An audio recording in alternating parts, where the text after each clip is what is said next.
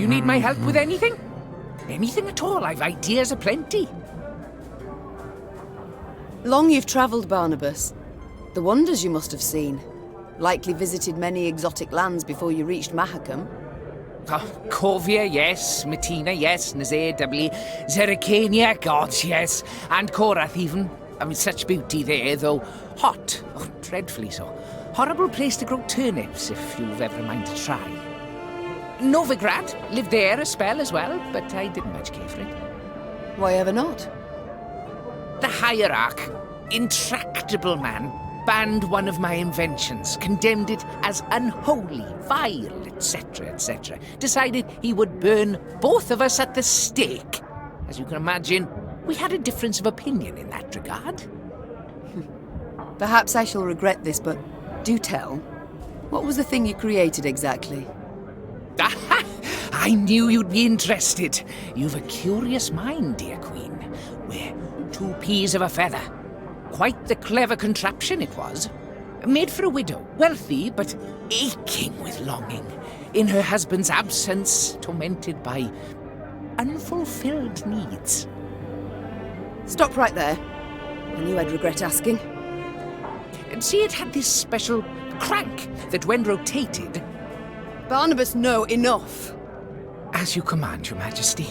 But if you ever get the urge to see it, I've the prototype still tucked away in my trunk. Noted. But by the gods, please, let's change the subject. Time I attended to other matters. Ah, yes, you're still here. Off you go, then.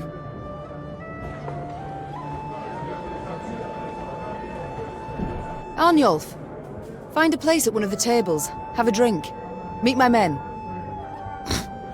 Think there's been a failure to communicate, lass? I didn't join your army to meet men, but to meet death. A good, honourable death. Quicker you lead me to that, the better. I wish not to pry, but why do you long for death? For only death can cleanse me of shame. You must have heard what they call me. Arnulf the Patricide. A moniker I earned. Oh, I did. To die by one's child's hand. A terrible fate. And it shall be mine as well if I lose this war. But did you earn it? This fate? What? Not always have I been just with Willem. I dismissed him, neglected him, but... Neglected? Listen, lass. My da, he beat me till my skin turned blue and I chucked red bile. He'd drink and beat. My brother, Ulf, da clobbered him to death. My ma, she took her own life. Never met this son of yours. But I know you's a bit now, and I can say this. No kin of yours needs slaying. I can't help but wonder. What does it signify? The tattoo on your head? Ain't a tattoo. Carved these runes with a knife. The method makes little difference. What do they mean? Aim here. Message for enemy archers. Alas, don't seem they can read it. At least not from a distance. And when they get close, it's already too late for them. So long, Arnulf.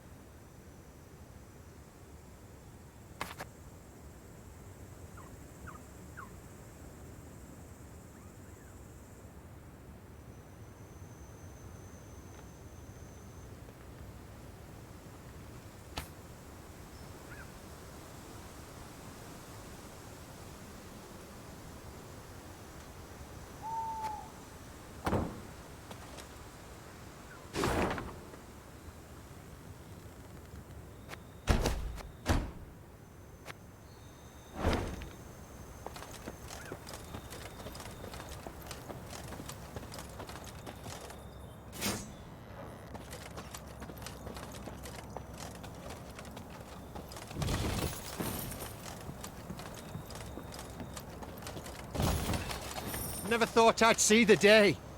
The Queen's returned.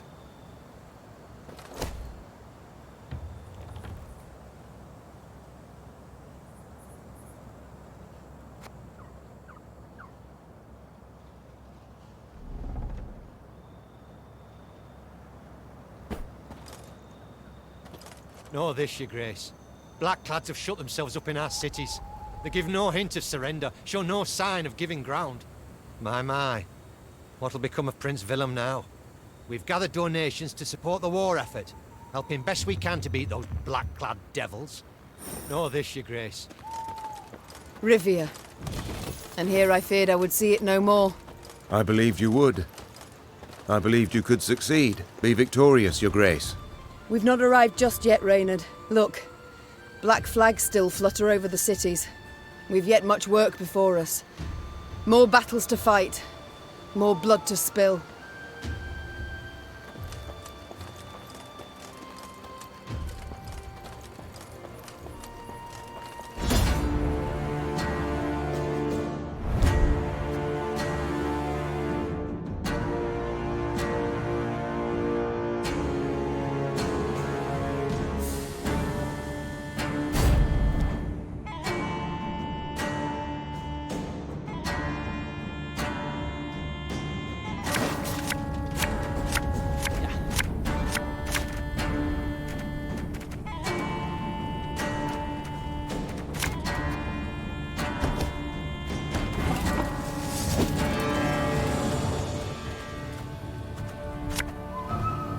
Again and again and again. My boots got sand aplenty. The chase is on!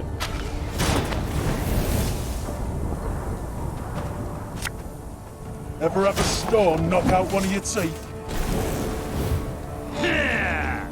101, 102, 103.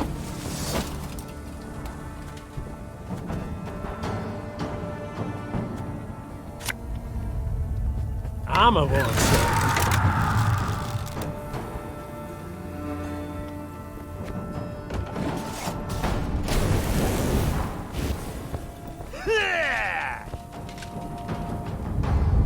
England!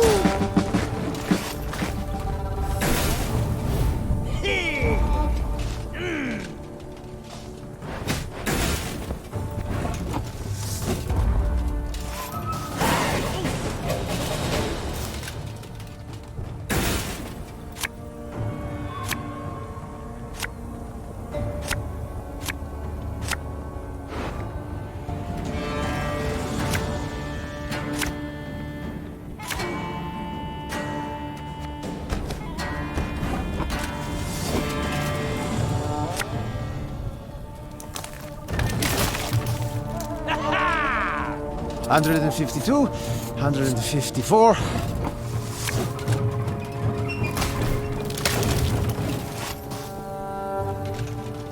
Scrubbing duty again? Oh, gods.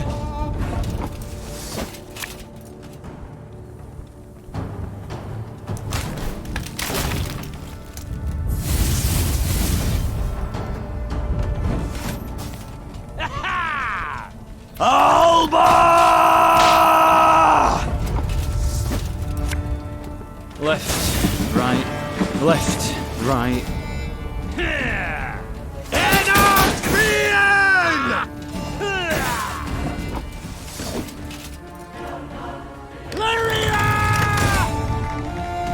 That hit the white of an eye from half a league away.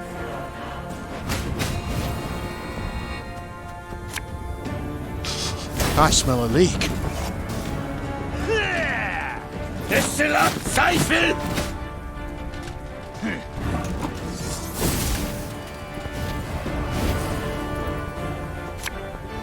Bigger they are, easier they are to target.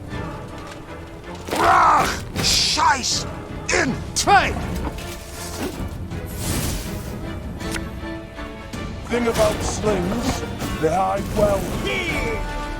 Off to the front yet again.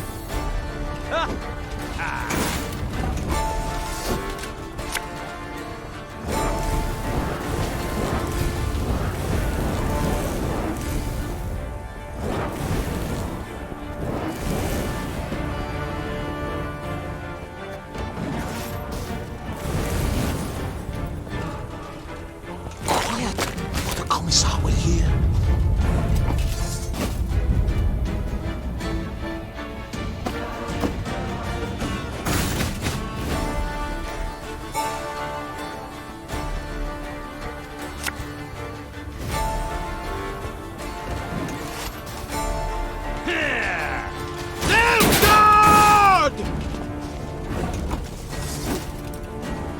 again and again and again.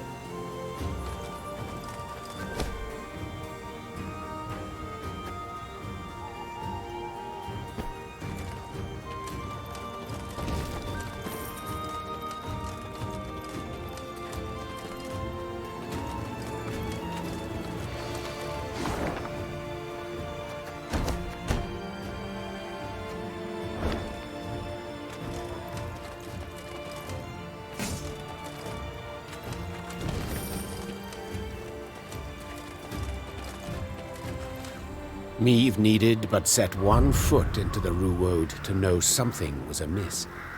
The sickening stench of rot hung in the air.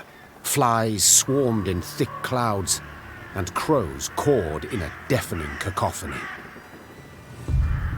What had caused this murder to amass?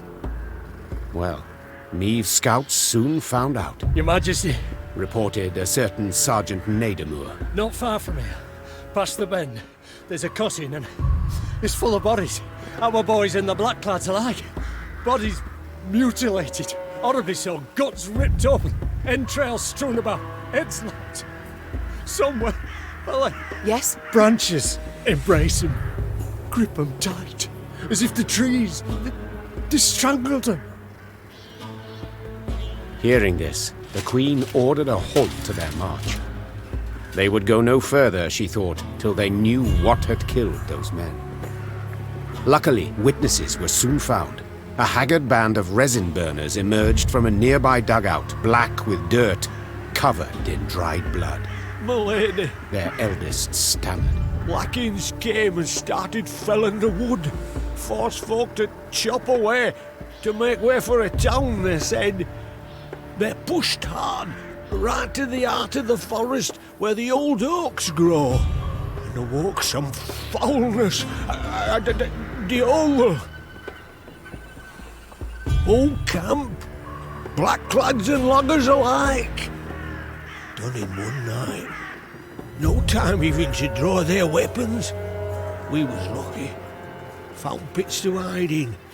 Just heard of something huffed and puffed while talking to the trees, no less. Reynard ordered medics to tend to the tar makers, then turned to Meave. We cannot wash our hands of this, Your Grace.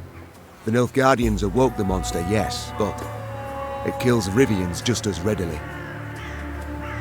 Meave stood at the edge of the clearing and pricked her ears. The Ruwode echoed with the cawing of crows, which seemed to perch on its every twig.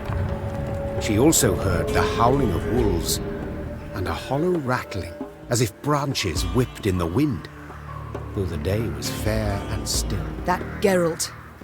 He just had to desert me. The Queen removed her cloak to avoid snags and trundled toward the heart of the wood.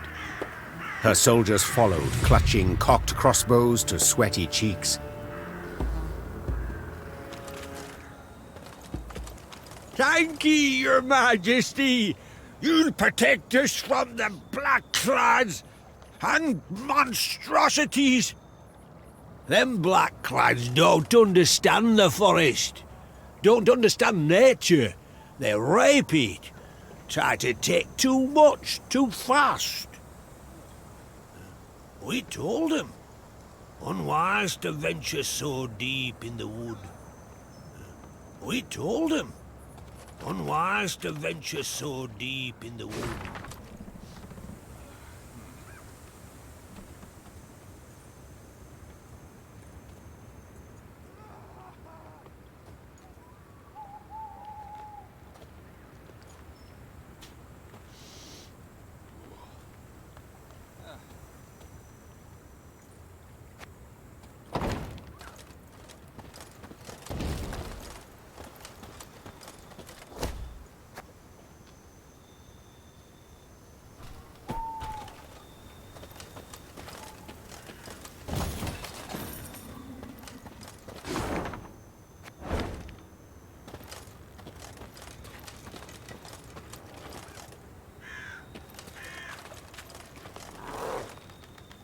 Deep in the wood, it grew cool, with a thin fog filling the air.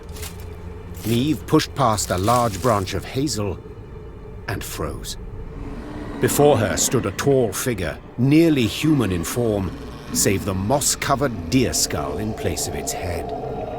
Empty eye sockets burning with naked flame, the monstrosity hurled itself at Niamh with a roar. Rally to me! Cried Niamh, raising her shield. Everyone! Anyone, to me!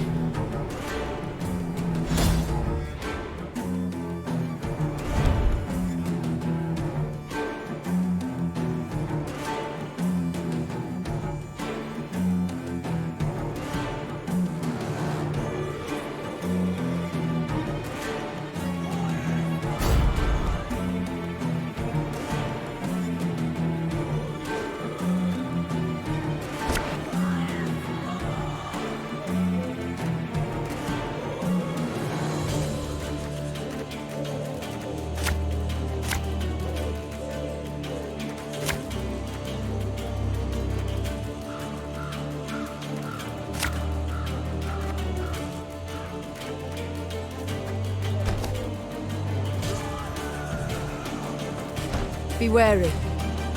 We know not what this thing can do. Oh, bother. What have we got ourselves into this time?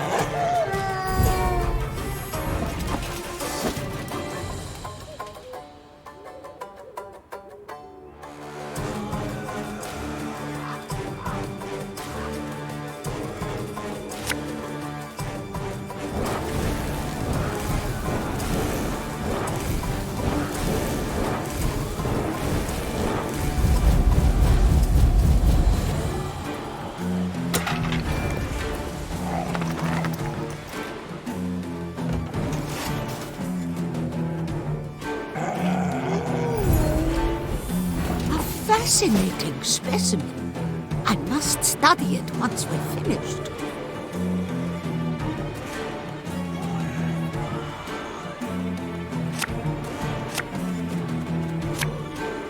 Ever have a storm knock out one of your teeth?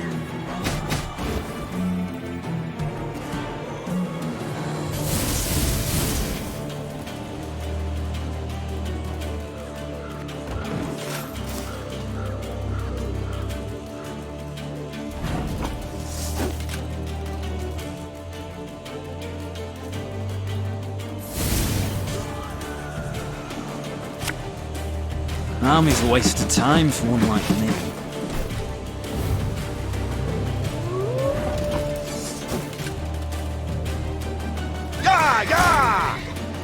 Have it the white of an eye from half a league away.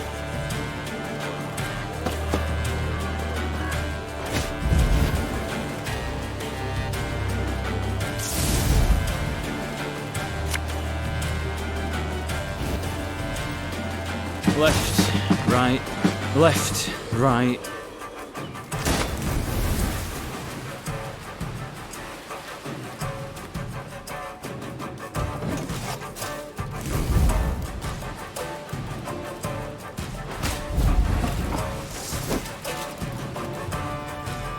Bigger they are, easier they are to target.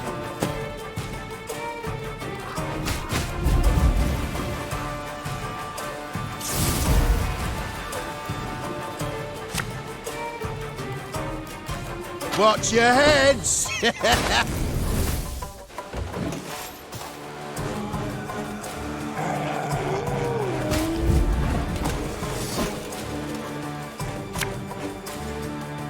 Thing about slings, they hide well.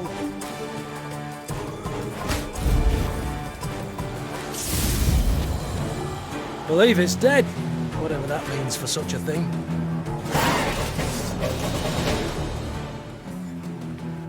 Attacked from all sides, the monster teetered and swayed, fighting off their blows with ever greater difficulty. Finally, it fell to the ground and fell apart, like an undone bundle of twigs. In disbelief, Meave towed the pile of dried branches and scraps of bark. She saw no blood, no entrails, as if no monster had ever stood there. As if it had all been a dream. We return to the road. Meave said, crushing the beast's deer-like skull under her heel. Ah, and Reynard, I've a request. Yes, Your Grace? Once we regain the realm and return to the capital, remind me to issue an edict. No one is to enter these woods, not to log nor even to gather brush. Just in case.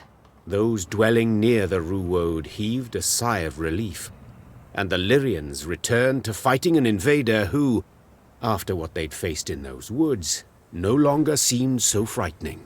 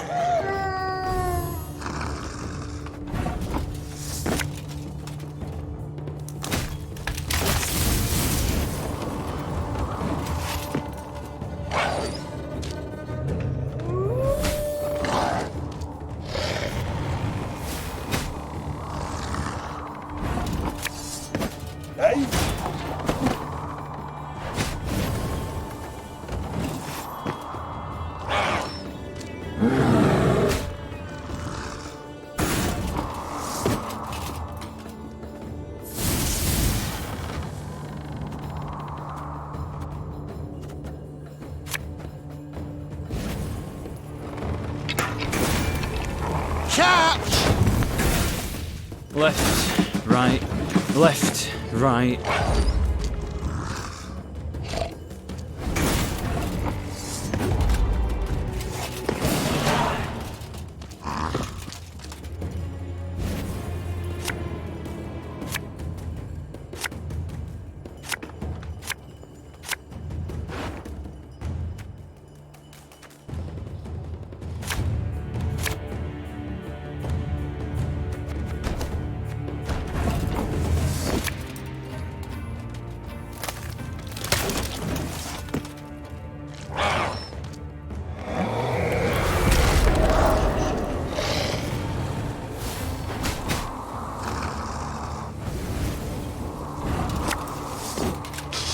I smell a leak.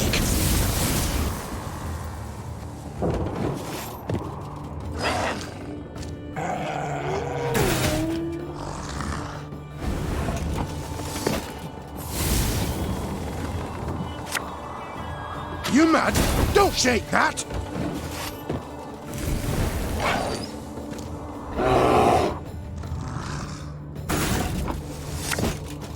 Ever have a stone knock out one of your teeth?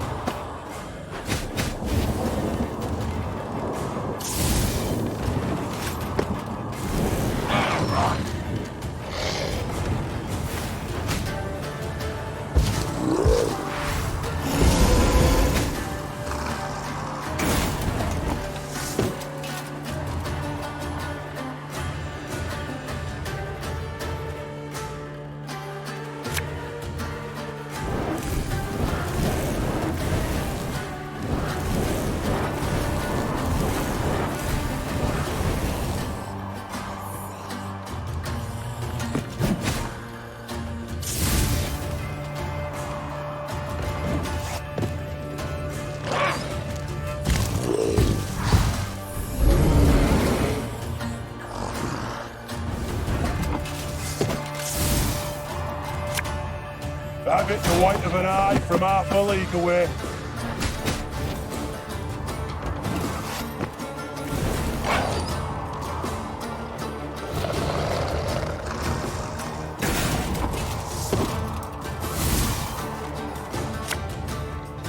Again and again and again.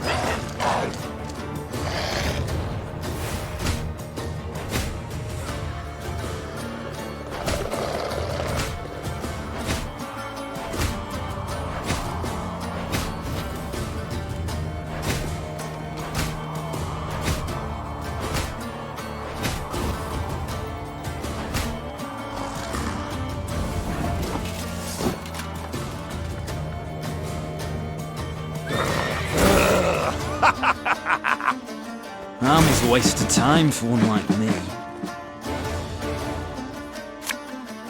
Bigger they are, easier they are to target.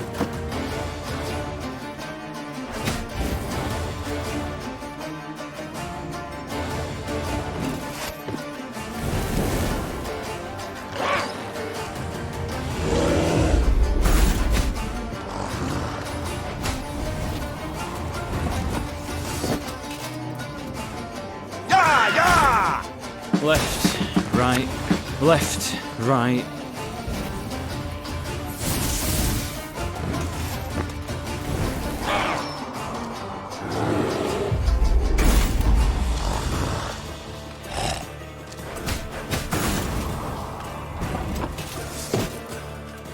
We'll catch 'em all! Armor won't say. Thing about slings, they hide well.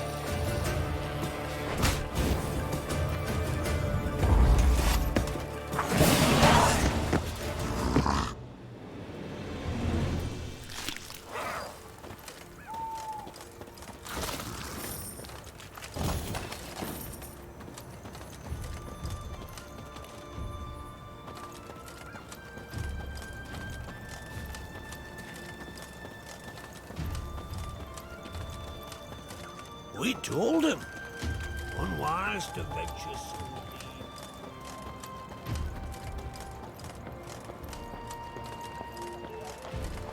deep. A robust rain hither comes.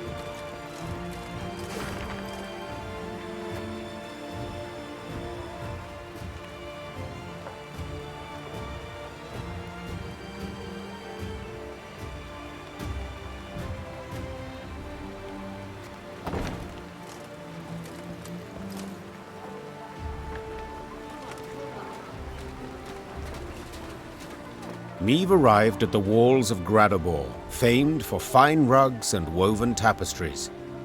The city's artisans had been at work, no doubt pressed by the Nilfgaardians, for atop the tallest spire, that of the town hall, flapped a lustrous ebony flag, a sun of golden threads at its center.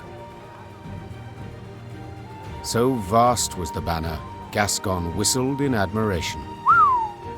Gotta admit, the Blackclads certainly have panache. And a vast and powerful army, I'd remind you. Reynard interjected. Arbalists line the walls.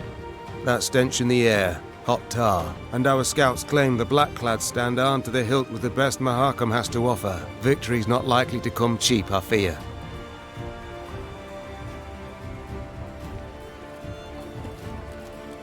No cost is too high, said Meave, a hardness in her voice. Reynard, Gascon, ready our men to attack. The Lyrians needed no more encouragement. Since arriving, they had reveled in anticipation of taking the city, then ripping the banner from its spire.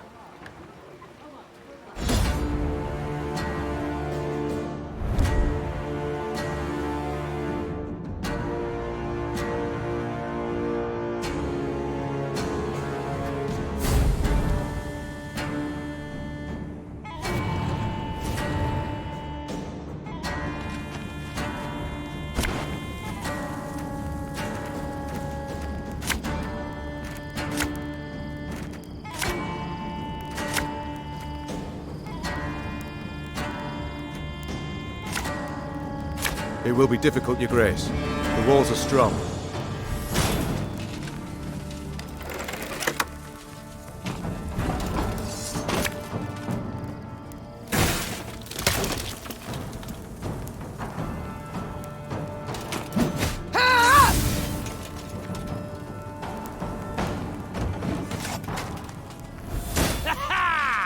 Very good.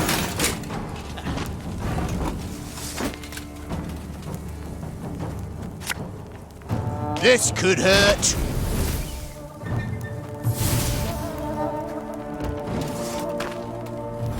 The gate! Someone's opening the gate! Forward, march!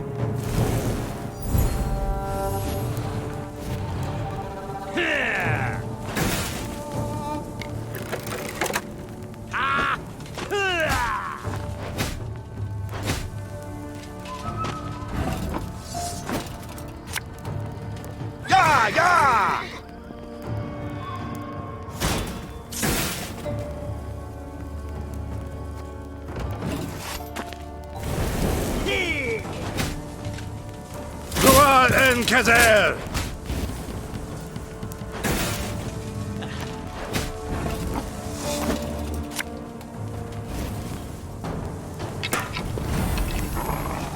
We'll catch them all!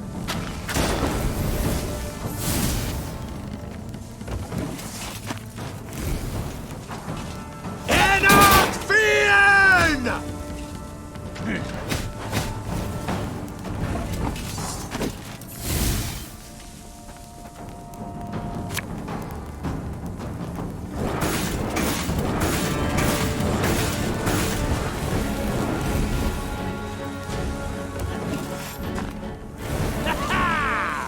Elherzer!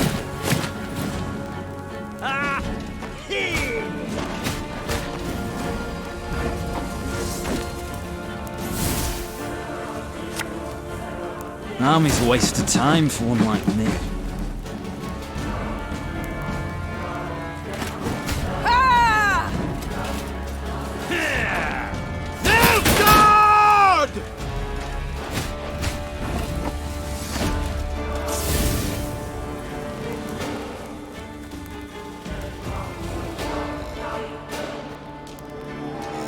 Bigger they are, easier they are to target.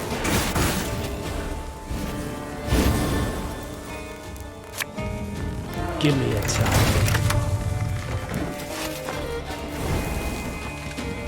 Then retreat!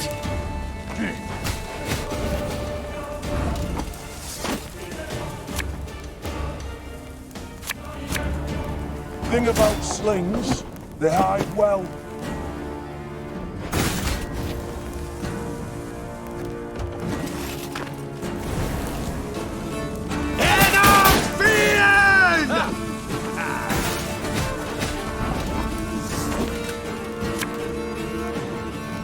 Arbalist at your command.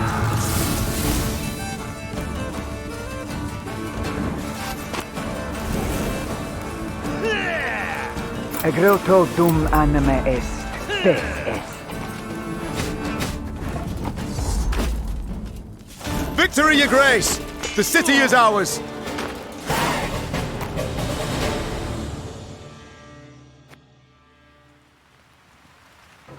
The battle for Gradobor was a hard fight, though not quite as hard as most had thought it might be.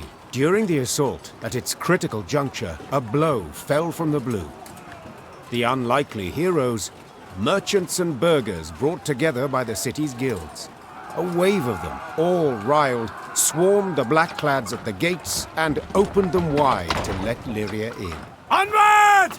Follow me! As fighting died down around the city, Niamh rode for the town hall on a personal quest. Nilfgaard's vast, garish banner rippled overhead. With its halyard cut, it plunged like a great black bird, stricken. It was the last any would see of the golden sun over Gradobor. 3 cheers! Hip, hip, hooray! The Lyrians were victorious, though not without aid. Niamh met with the merchants who had roused the townsfolk, inspired them to rise up and fight. Many of my soldiers, dozens, perhaps hundreds, owe you their lives today, said the Queen. For that I am deeply grateful. No, deeply indebted. Should you know a way I might repay the debt, don't for a moment hesitate to ask. The merchants exchanged glances, nodded, grunted, agreed with each other without uttering a word. Then one, a clothfuller, his moustache most robust, stepped forth, bowed low, and spoke for them all. Your Majesty, the invaders brought laws. Laws what don't agree with customs we've long held. Non-humans they forced us to accept. Let them join our guilds, sit on the city council. It's right ridiculous it is. These treacherous dwarves, why, they've been on their side from the start, so it's no wonder. But, well, the Nilfgaardian reforms, we'd like you to revoke them. Non-humans must know their place. An awkward silence ensued. All turned their eyes to the Queen, awaiting her response.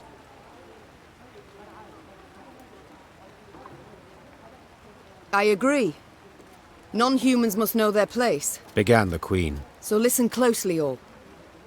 Whether elf, dwarf, gnome or human, it matters not. My subjects are equal. Your Grace, you said it thysen. Were it not for us... My troops would have died, true. Yet among the dead, there'd have been dwarves of Mahakam, I've no doubt. Dwarves who agreed to fight by my side when none believed I could prevail.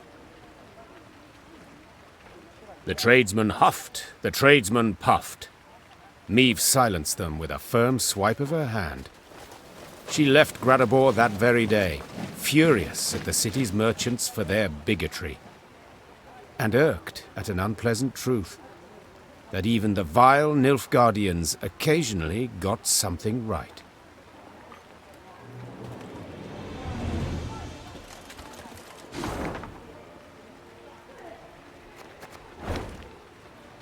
Dwarves don't let humans into Mahakam. Why have we got to let them into our homes?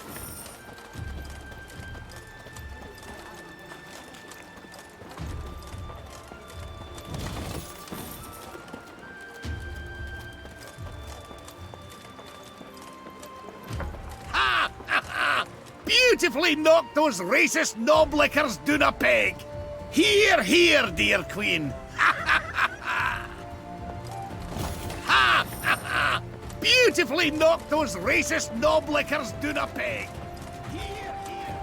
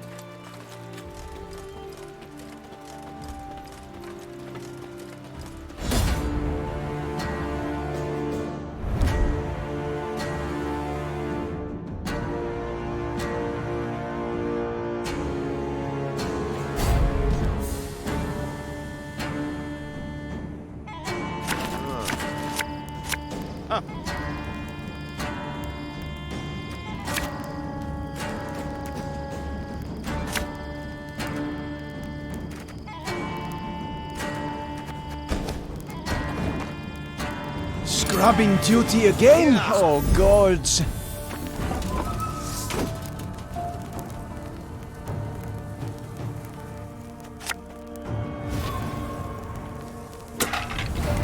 Army's a waste of time for one like me. Ours is not to reason why.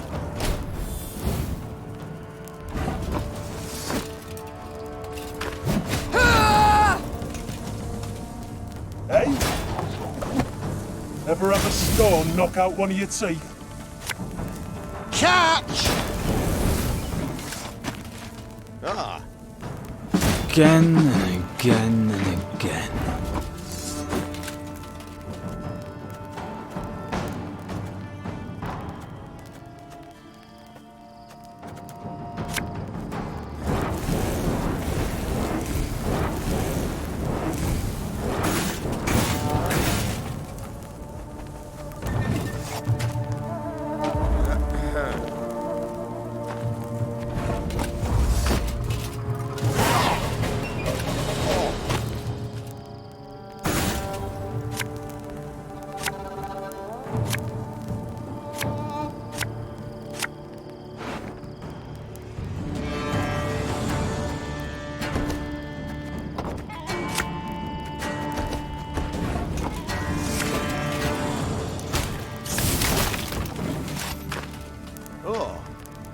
Burak!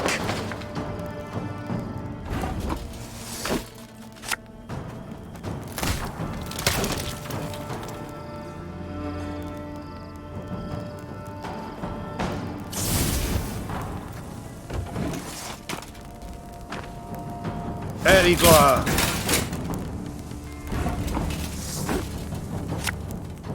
That bit the white of an eye from half a league away.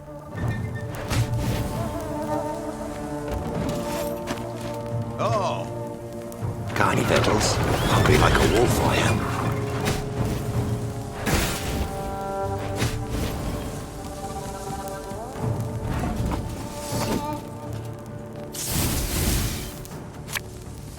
Army's a waste of time for one like me. Nes Tedatu.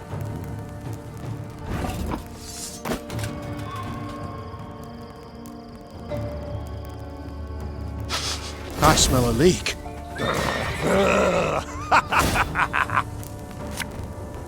I'm a monster.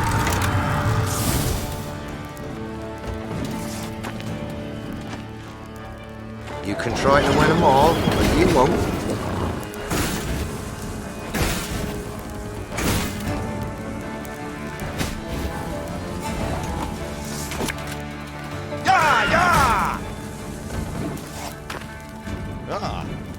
As you command.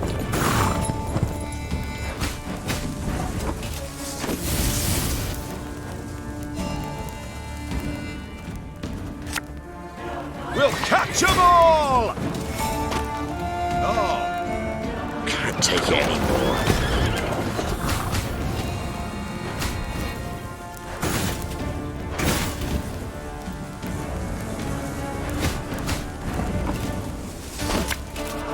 Left, right, left, right. Naturally. At once.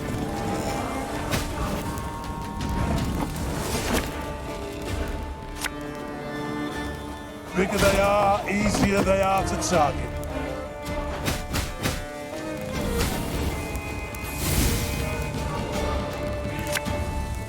Thing about slings, they hide well. Oh. I never miss.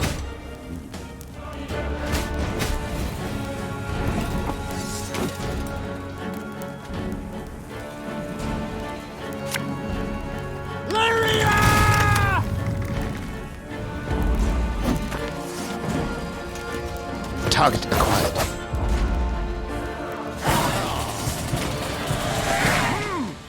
Oh.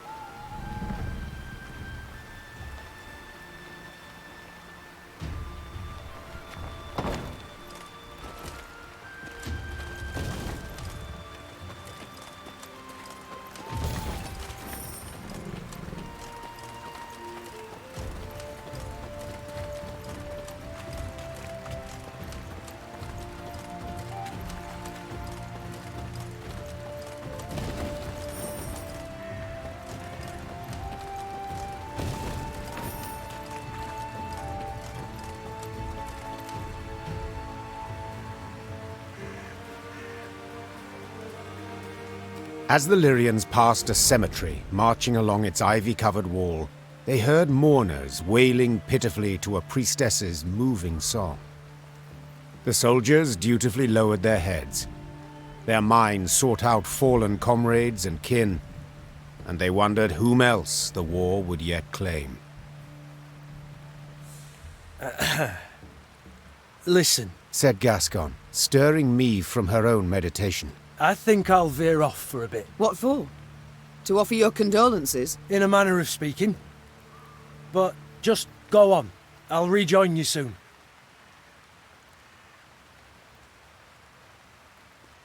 Meve nodded, spurred her mount, and rode on.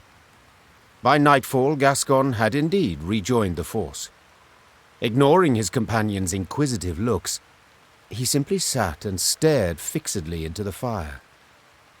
Meve thought Gascon would explain his absence, or at the very least devise a witty excuse for absconding.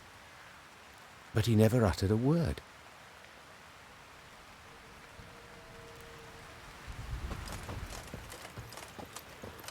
Good Mother, grant him eternal peace.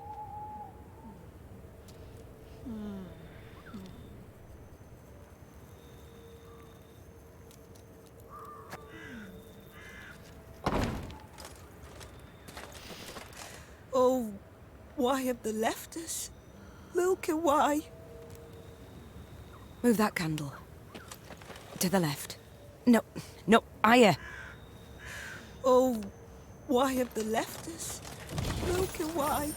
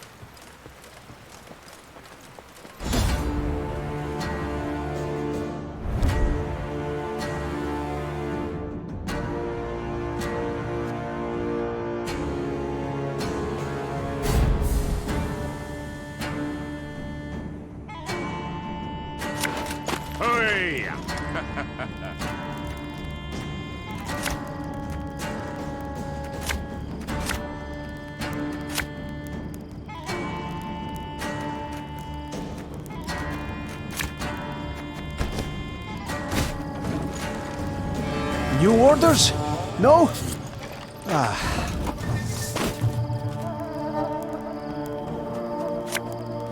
You mad? Don't shake that!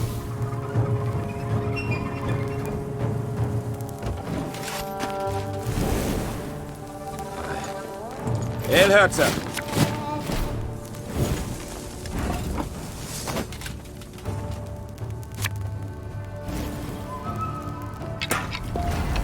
Army's a waste of time for one like me.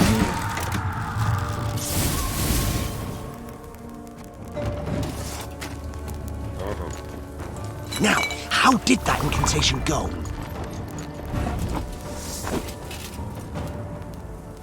That bit the white of an eye from half a league away.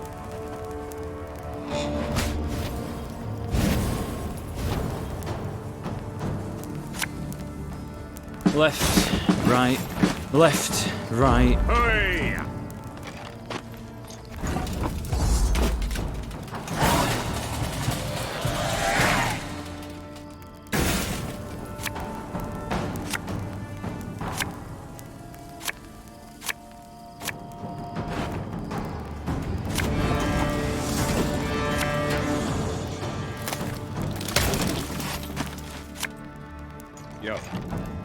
Must be an important lesson in this. But what?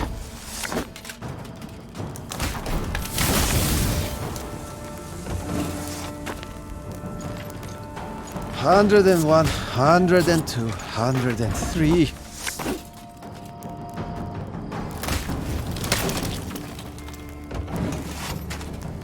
Yep. 152, 154. This could hurt.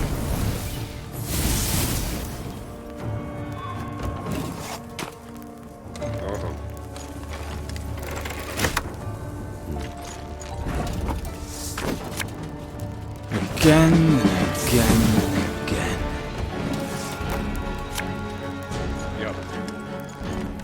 My boots got sand aplenty in them. Bigger they are, easier they are to target. Thing about slings, they hide well.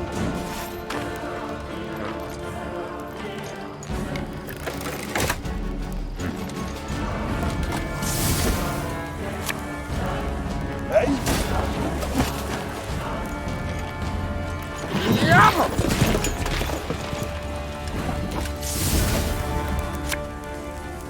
Ever have a stone knock out one of your teeth?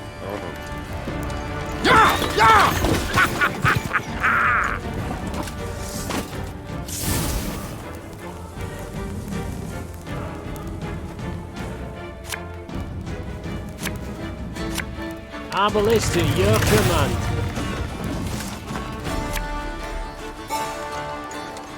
My boots got sand aplenty in them.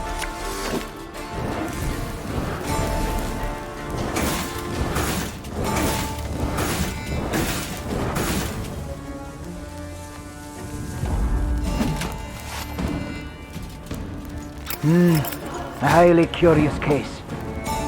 Agruto dum anime est, peth est.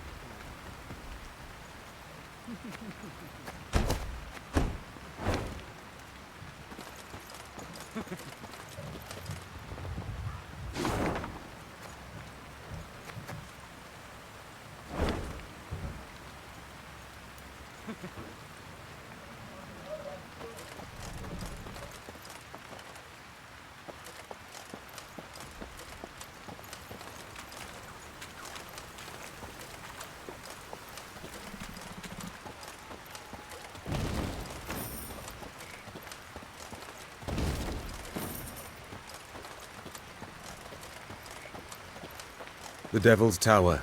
We draw near, Your Grace. No sign of Willem yet, far as I can see. Unsurprising. Prompt he never was. The Queen had chosen to meet Willem at Devil's Tower, and not without purpose. The structure stood on an isle, so no foe could approach without first exposing themselves on a narrow bridge. The isle had little vegetation midst which to conceal a large force. A small unit could evade detection. Altogether, not much to fear. No escorts were your terms, Began Gascon, with a hint of mischief. but better safe than sorry, I always say. What are you suggesting? Yours truly and 4 chaps behind the walls. Give a signal, any signal, and we'll leap to your side. Meve struggled with her conscience. There was no honor in Gascon's plan, but prudence, certainly. In the end, she nodded in agreement, though not without compunction.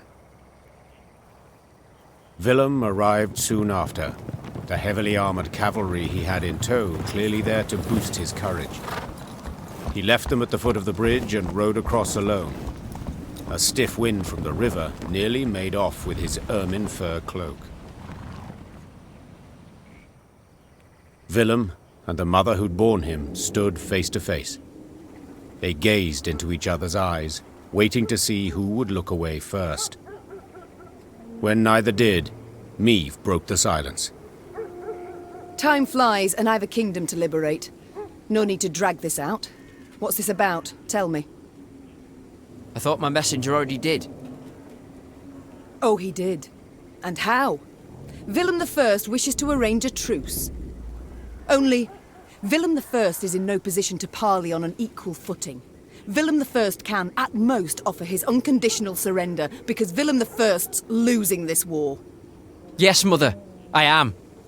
And I see that by losing I've at last made you content. Don't play the victim. What next? Will you say you turned cloak because Mummy showed no warmth, displayed no feelings? 'Twould be unfair, any such judgment. You did show feelings, chiefly enmity, contempt. But that's not why I betrayed you. No, I simply disagreed with your choices, assessments. I had every right to do what I considered just and good. And I had every right to voice my view, which you ever ignored. Yet this is neither the time nor the place to discuss that. Let us parley as strangers. I'm losing, you say. And you're right. But I haven't lost yet, and have no intention to surrender. I am ready, however, to renounce my fealty to the Empire and pledge my forces to you. As long as you fulfill my conditions. Mm-hmm. Let me hear them. First, you will not rescind the reforms I've authorised already, any of them. Second, you will guarantee both my safety and that of my advisors. Third, I shall remain your heir, and next in line for the throne. These terms I cannot accept. Well, I had to try, Mother. Yet I can't deny your courage either. Come here. Look me in the eye. This couldn't have been easy. No, it wasn't. I trust when the time comes, you'll show the same nerve on the battlefield. I shall seek out your banner. Let the gods then settle our dispute once and for all. Goodbye, Mother. Willem bowed, turned and walked away. Maeve's anger burned still in her gut, beneath a heart now heavy with grief. Soon thereafter, Maeve's army set out towards Rivia Castle. It would not be long now before the decisive battle.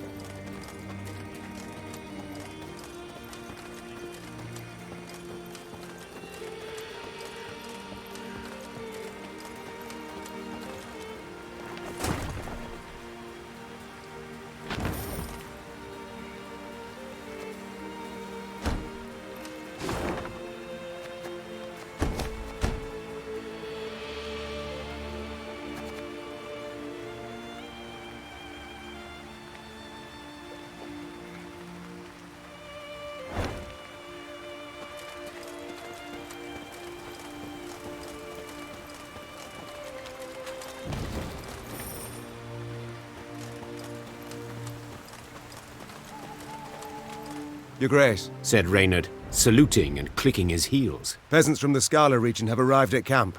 Supplicants, wishing to deliver a plea to your person. Maeve sighed. Supplicants, trials, audiences. All aspects of queendom she did not miss. Very well. Bring them here. She replied. And instruct them to be brief, with no digressions. The band of commoners was led by a sturdily built beekeeper dubbed Ethelred, son of Theobald.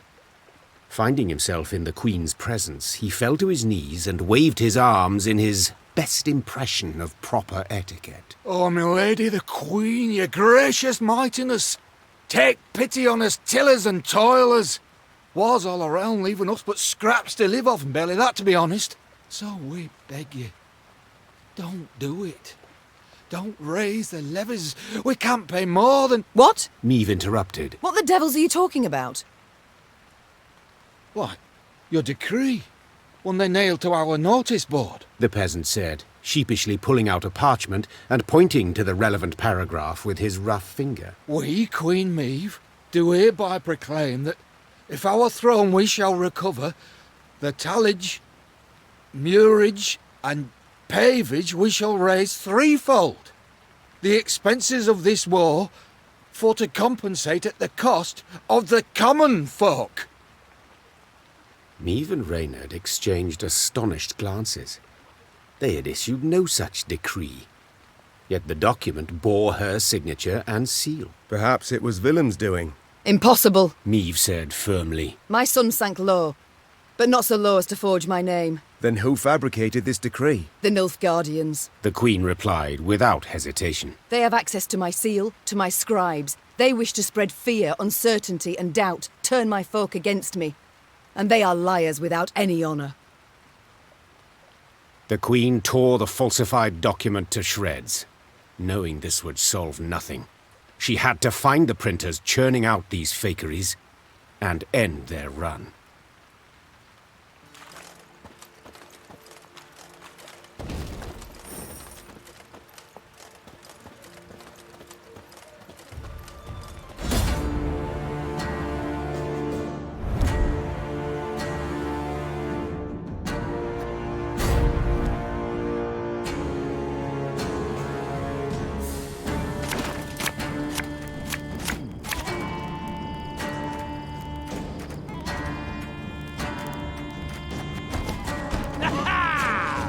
New orders? No?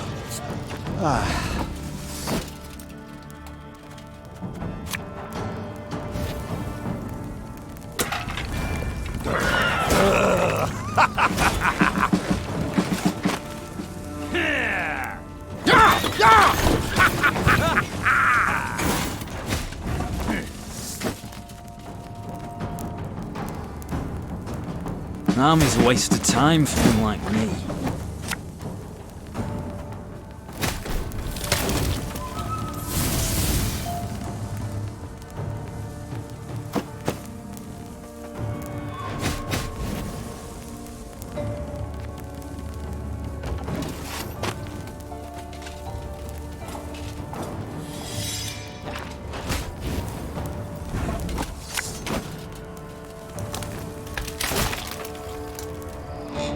You mad? Don't shake that! This could hurt!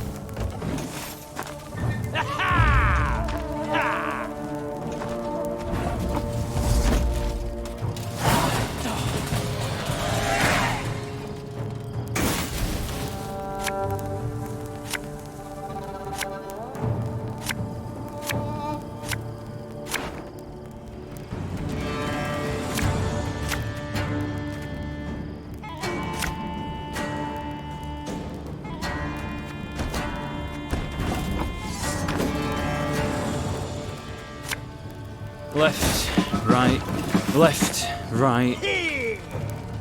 My boots got sand aplenty. Yeah, yeah! Again and again and again.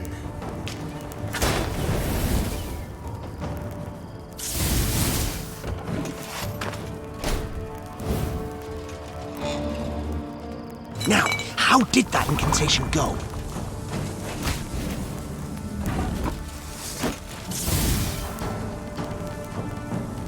We'll catch them all!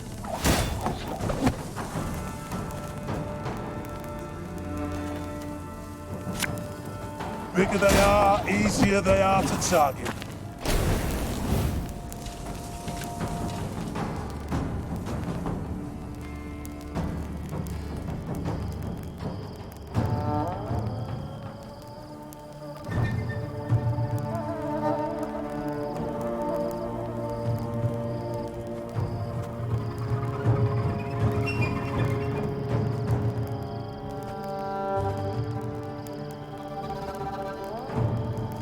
As good as dead, that lot.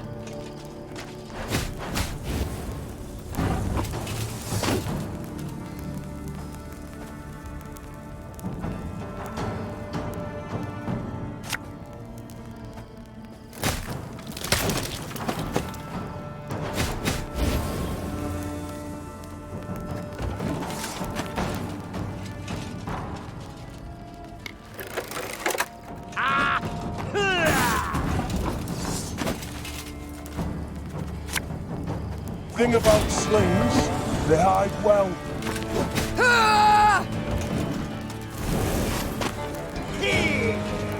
I never miss.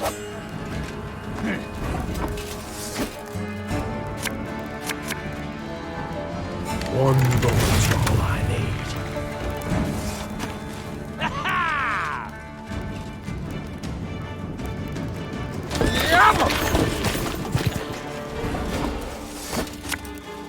Hey?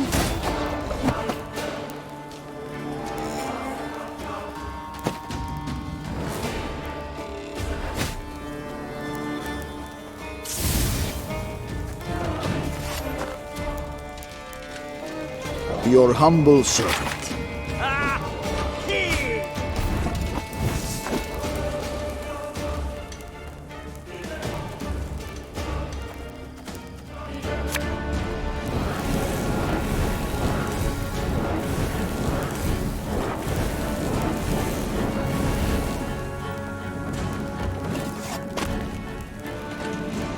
Go on, Encater!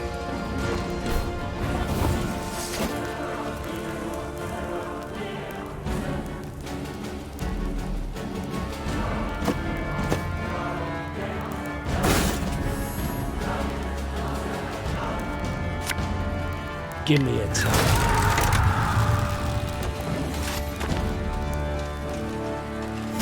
God!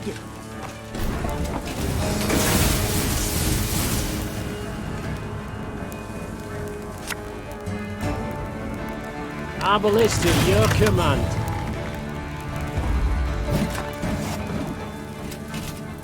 My prescription, a bit of bloodletting.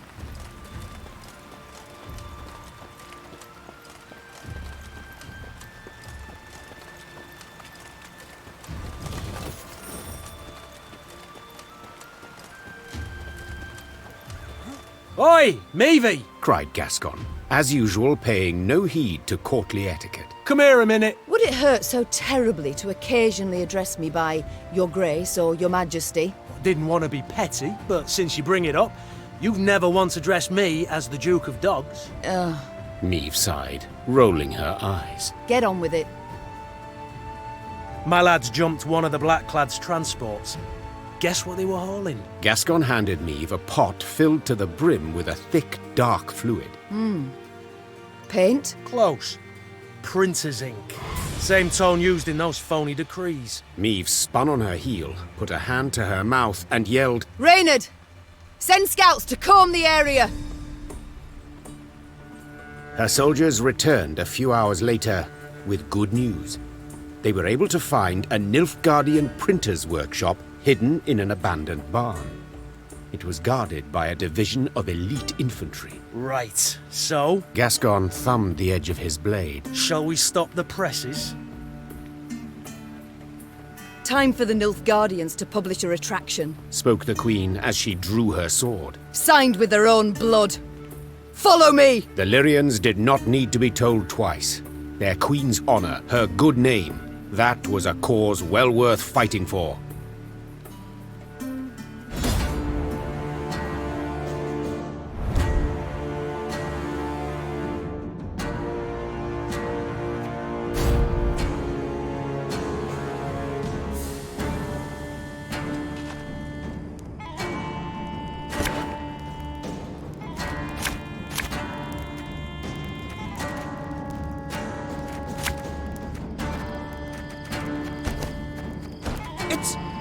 It's her! Yes, you fool hard! Sound the alarm! Larum!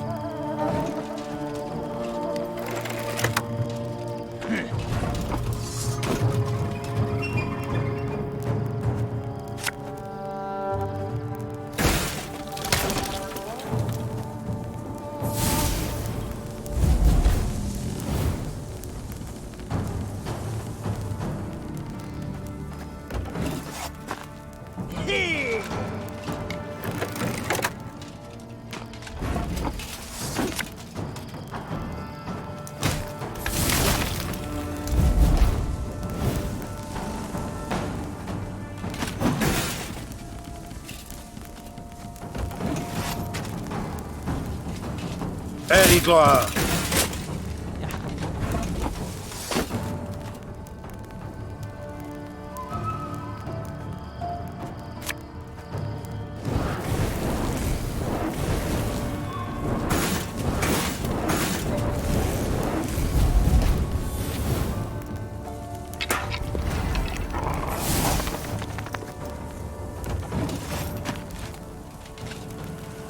Ennard Fane!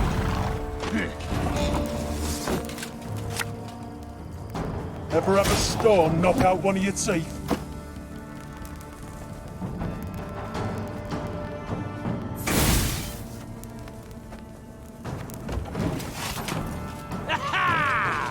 Quiet, or the Commissar will hear. Army's a waste of time for one like me.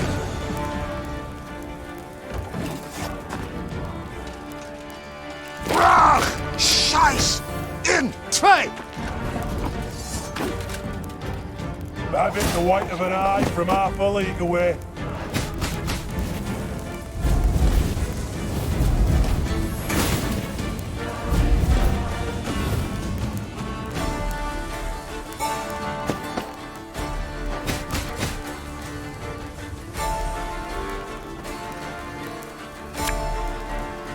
Bigger they are, easier they are to tag.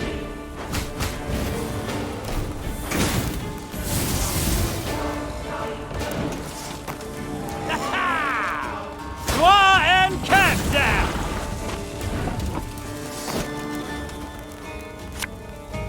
Give me a time. Arbalist at your command. Armor one. You mad? Don't shake that!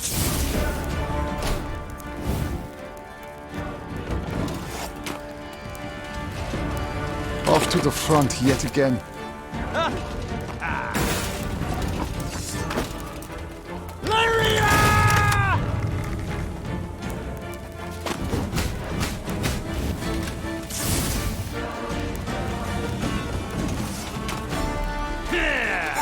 Quiet! The Commissar will hear. Left, right, left, right. Brach! Scheiß! In! Zwei! They weren't expecting us. Seems they believed their own blarney.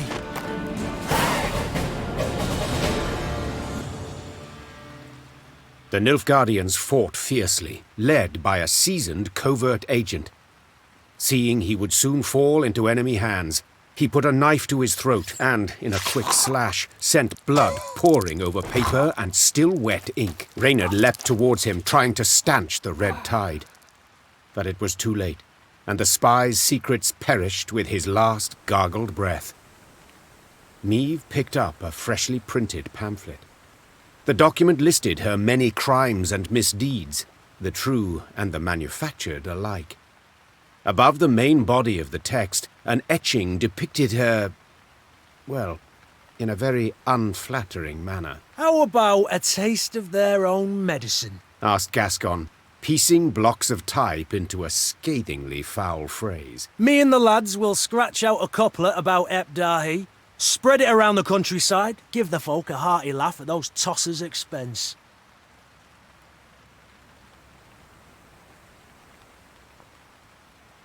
War should be fought by the sword, said Meve. not by lies and slander. Remember, Gascon, we cannot stoop to their level. The Queen commanded her Lyrians to destroy the presses. Soon, reams of paper went up in flames, and cracked blocks of type were trampled into the ink-stained mud.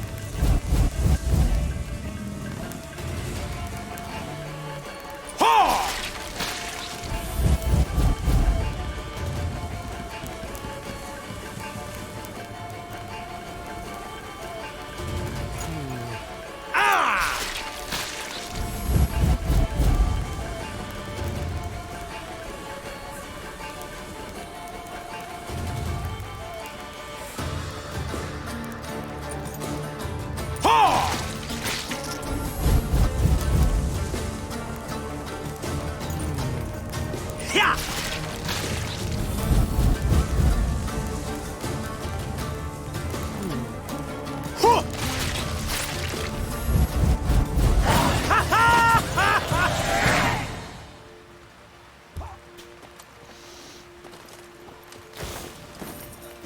Rivia will never die so long as we are alive.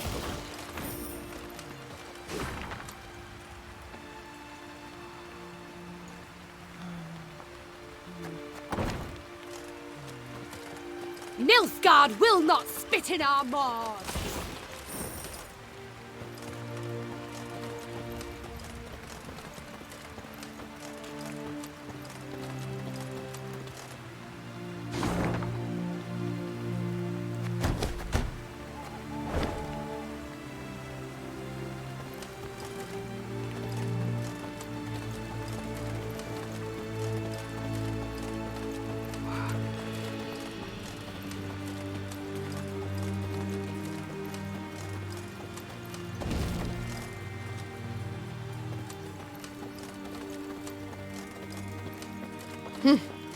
These lands, they look familiar to you?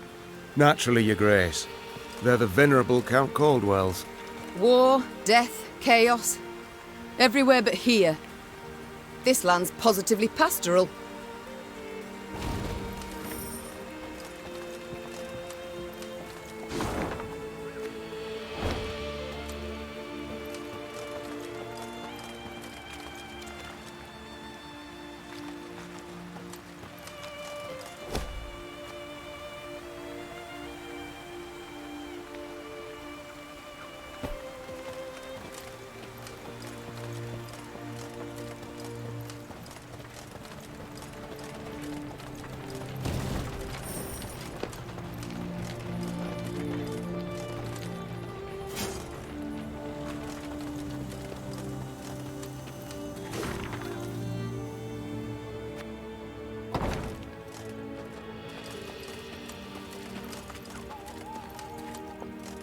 The traitorous Caldwell family's residence loomed into view.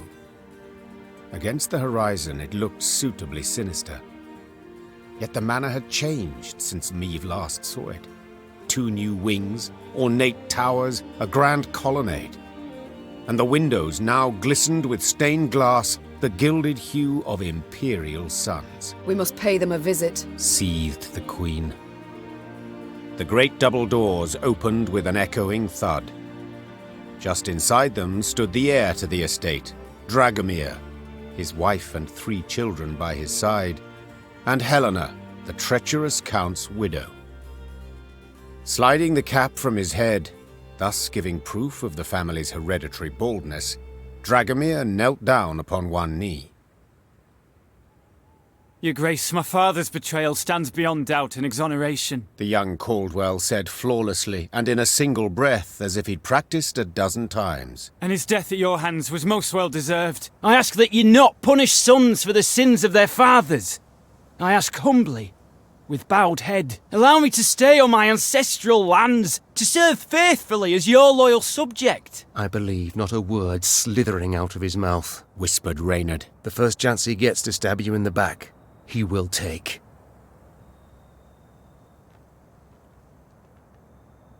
Meve narrowed her eyes and gazed at Dragomir.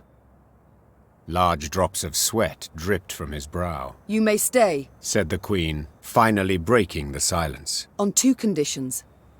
Firstly, you will make a considerable donation toward the war effort. Then field an infantry regiment, fully outfitted, under my command. Naturally, Your Grace. And the other? In one swift motion, Meve snatched a crossbow from a soldier, put it to her cheek, and loosed. Caldwell the Younger screamed bloody murder as he threw up his arms to shield his face. The bolt hissed by and struck the center of a golden sun, shattering one of the stained glass windows. Redecorate, said the Queen flatly. She then mounted up and sped off, earnestly hoping she'd not come to regret her generosity. I shall replace the glazing in the windows to bear Rivian diamonds, a glazier I've already sent for.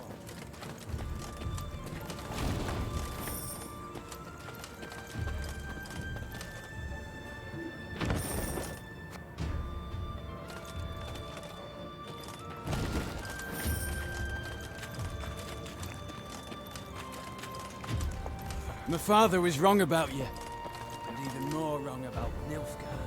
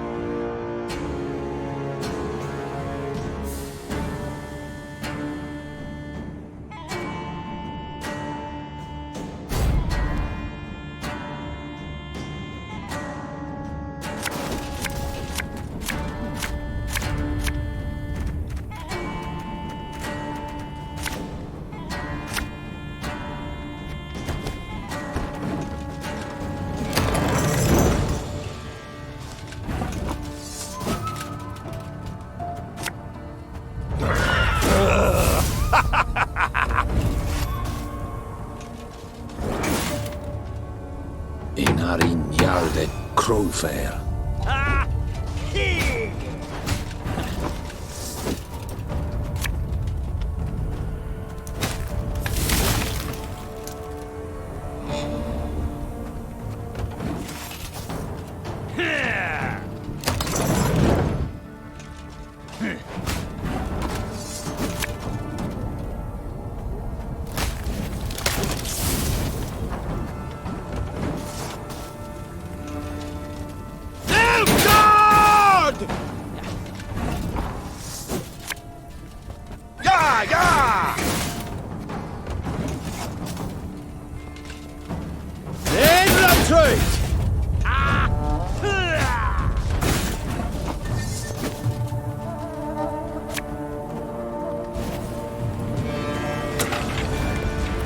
Again and again and again.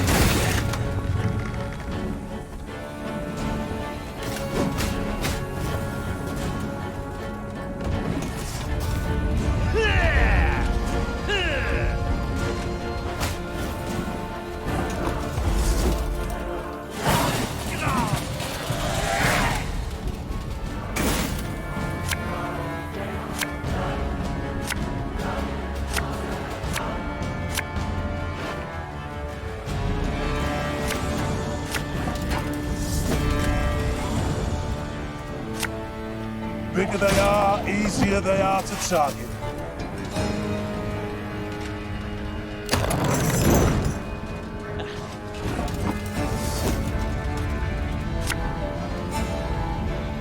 Thing about slings, they hide well.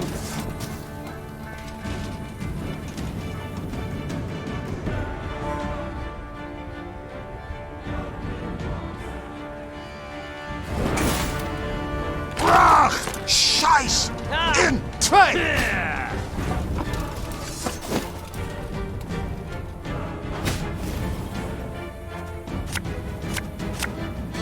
Army's a waste of time for one like me.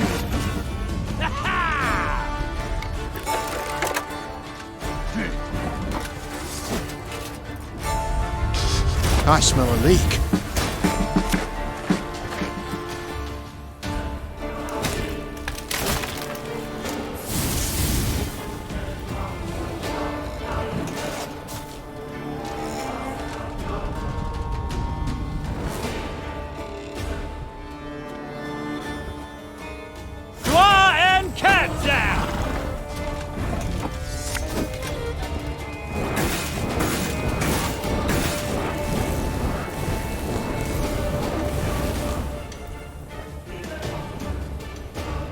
You mad? Don't say that!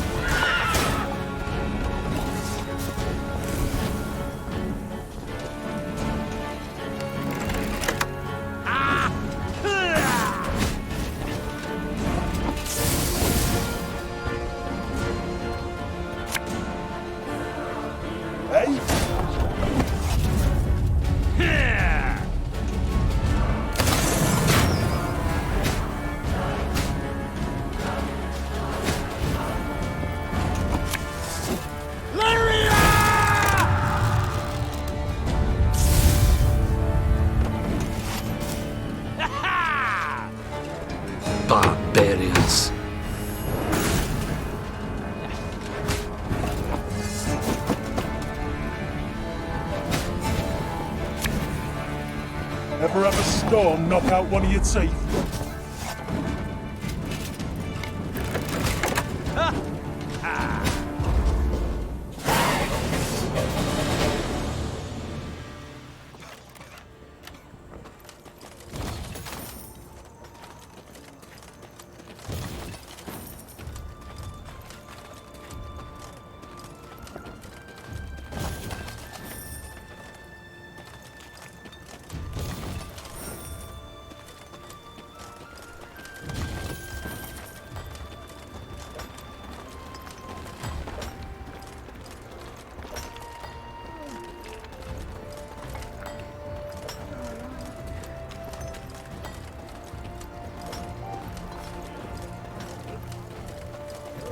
Meve now reached Willowhain, a settlement she knew well, for it lay near Waldenrad, where in peacetime she would go to escape her queenly duties and enjoy the thrill of a hunt. Pheasant, grouse, and partridge in abundance.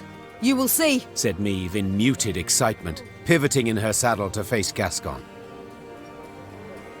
Alas, it appeared the war had ravaged even these woods. Where life had stirred and grown tall before, only resinous trunks remained. And the village itself had lost its quaint allure, surrounded now by a double stockade, a golden sun fluttering above it. Bastards couldn't even let the damn trees be. Gascon seethed. A dismal scene. Her once cherished wood, and it weighed heavily on the Queen's spirits. Waldenrad had been a place removed, where she could rest and forget the weight of her crown. Reynard's voice roused Meve from her sad reverie. A Nilfgaardian garrison holds the village, he said. We ought to drive them out, avoid any surprise later from the rear.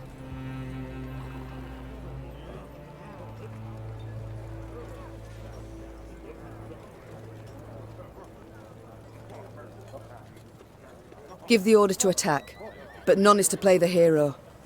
We shall breach or topple the stockade together. Senseless to perish so close to home. Reynard nodded. Moments later, the Lyrians rushed forth and attacked.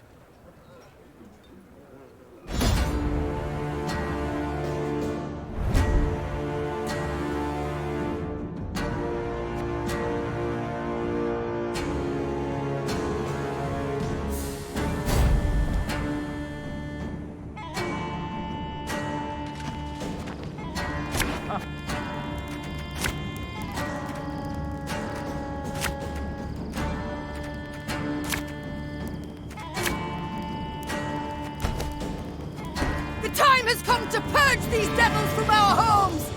Follow me! Ha! Ah!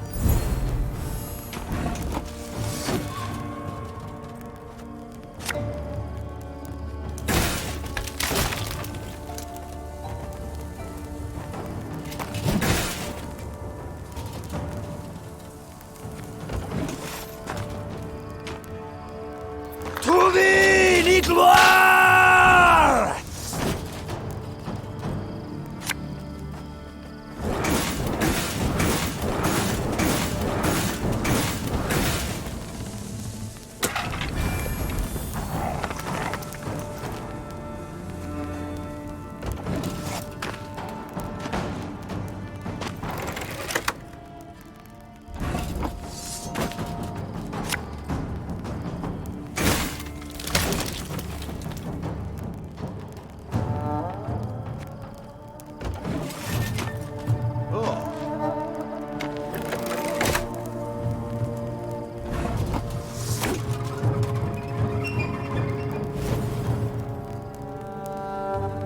Give me a time. Catch!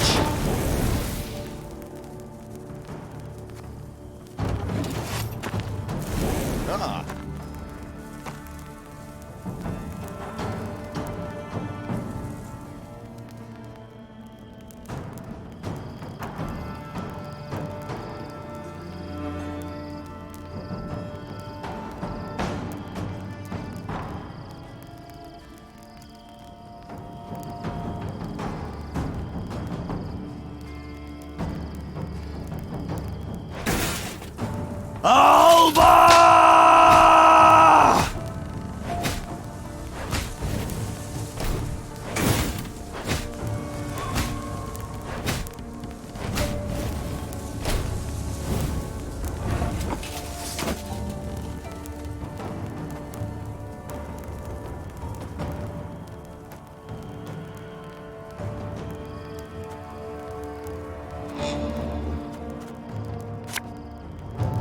Ever have a stone knock out one of your teeth?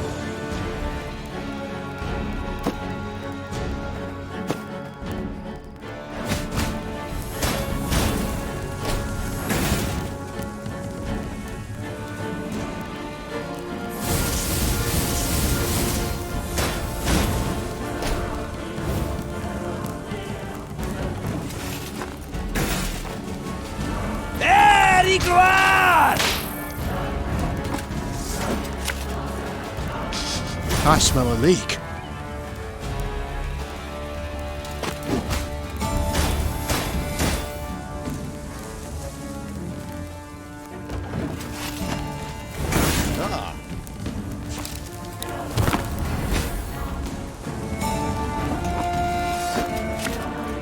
I've hit the white of an eye from half a league away.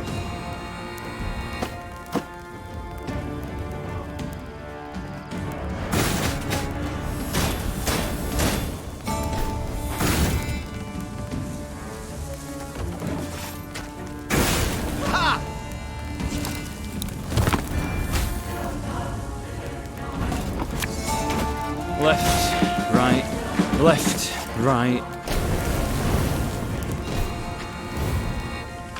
A highly curious case. Again and again and again. Egreto dum anima est, spes est.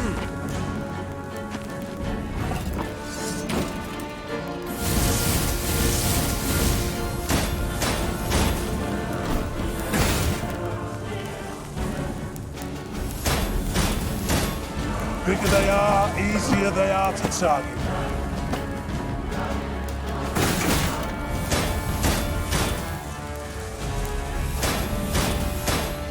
Thing about slings, they hide well.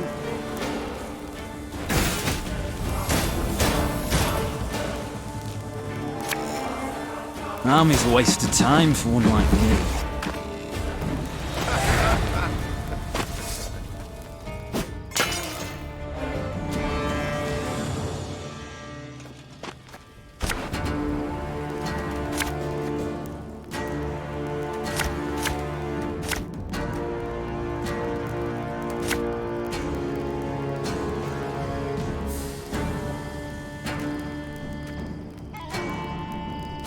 The time has come to purge these devils from our homes!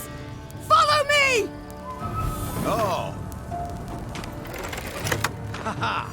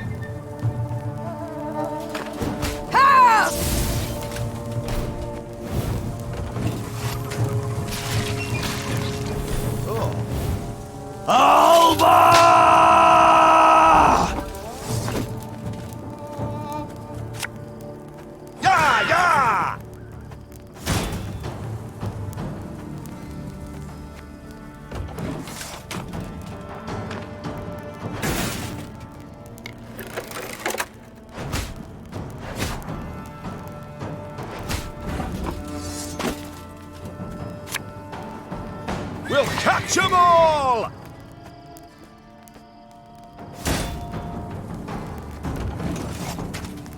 Ha! Very gloire!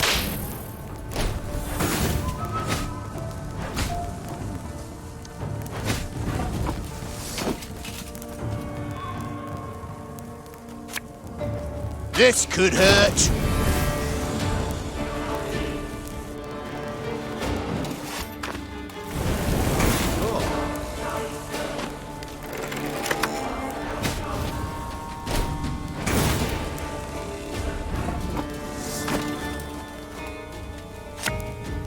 Watch your heads!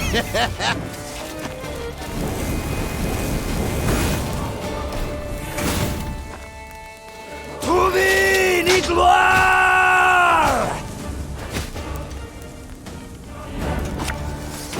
chase is on!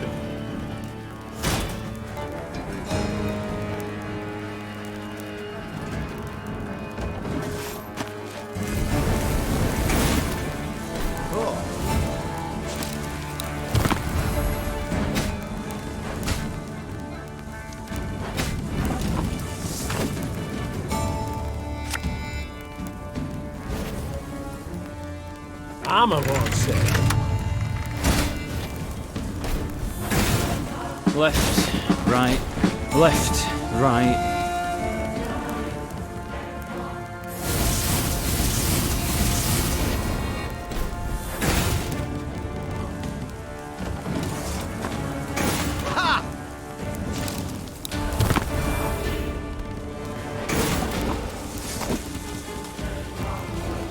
Again and again and again. Ever have a storm knock out one of your teeth? Egroto dum anime est, spes est. That hit the white of an eye from half a league away.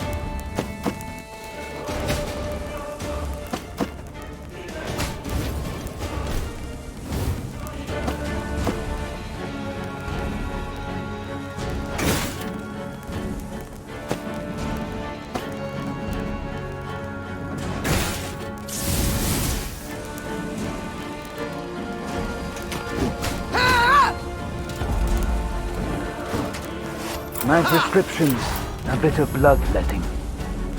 Rivia is ours! Ours!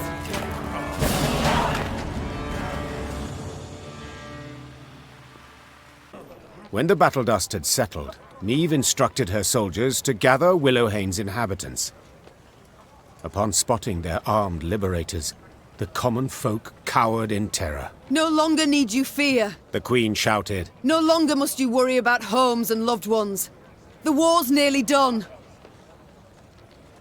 Of a sudden, a villager dropped to his knees and raised his hands to the heavens in supplication. Trache!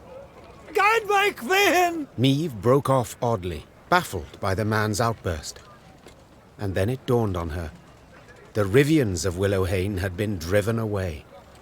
Taking their place, Nilfgaardian settlers brought in to transform the near-subsistence plots of local peasants into great estates producing for the Empire. Reynard managed to grasp the essence of the Nilfgaardian peasants' frantic pleas. They wish to stay. They've come to love the land. They pledged to renounce their emperor, swear allegiance to you as their rightful ruler. Niamh had stopped listening. She turned to survey the hamlet. The walls of the huts freshly whitewashed, tools neatly arranged, flower beds well tended. A young girl of 6 or 7 summers peered out from her hiding place in a sunflower patch. Your Majesty? Asked Reynard, having noted that Niamh's mind had wandered. What are your orders? What shall we do?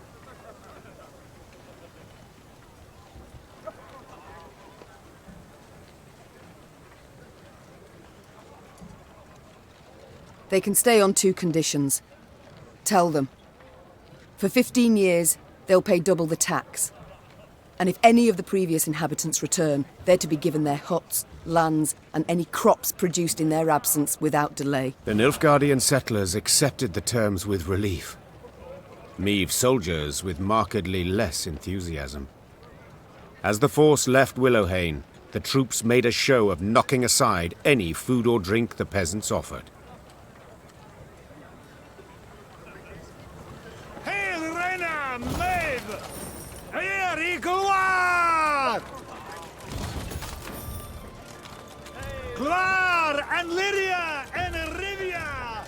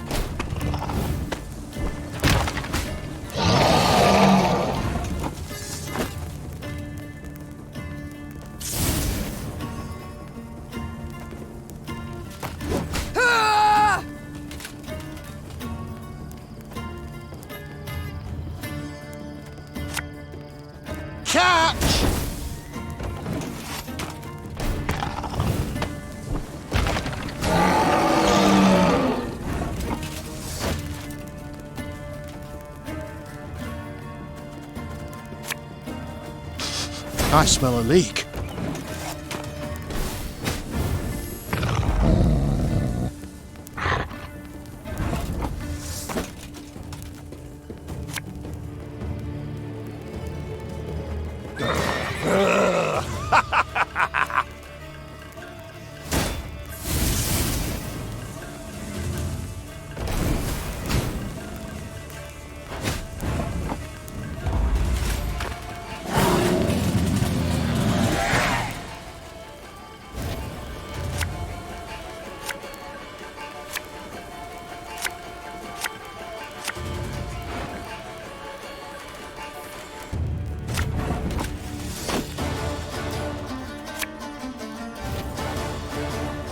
Give me a tap.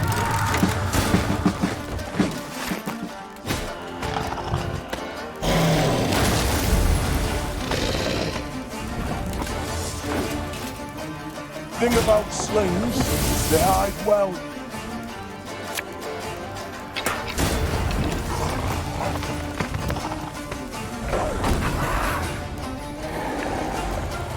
You mad? Don't shake that! Left, right, left, right.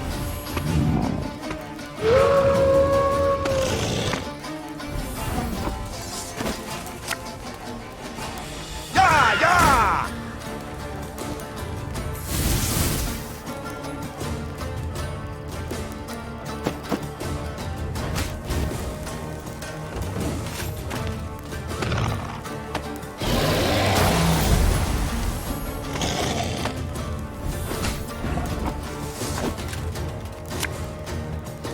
Again and again and again. Hey?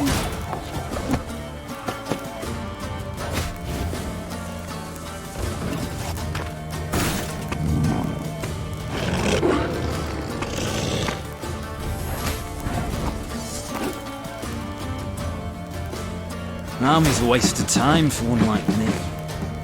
Arbalist at your command.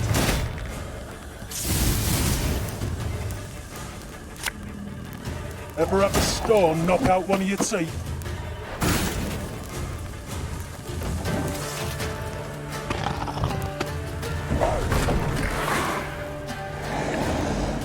I've hit the white of an eye from half a league away.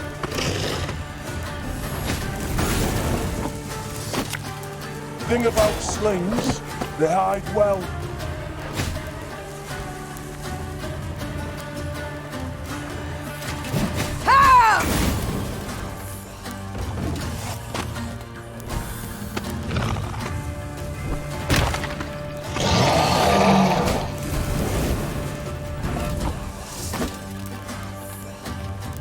Armor won't sir. We'll catch 'em all!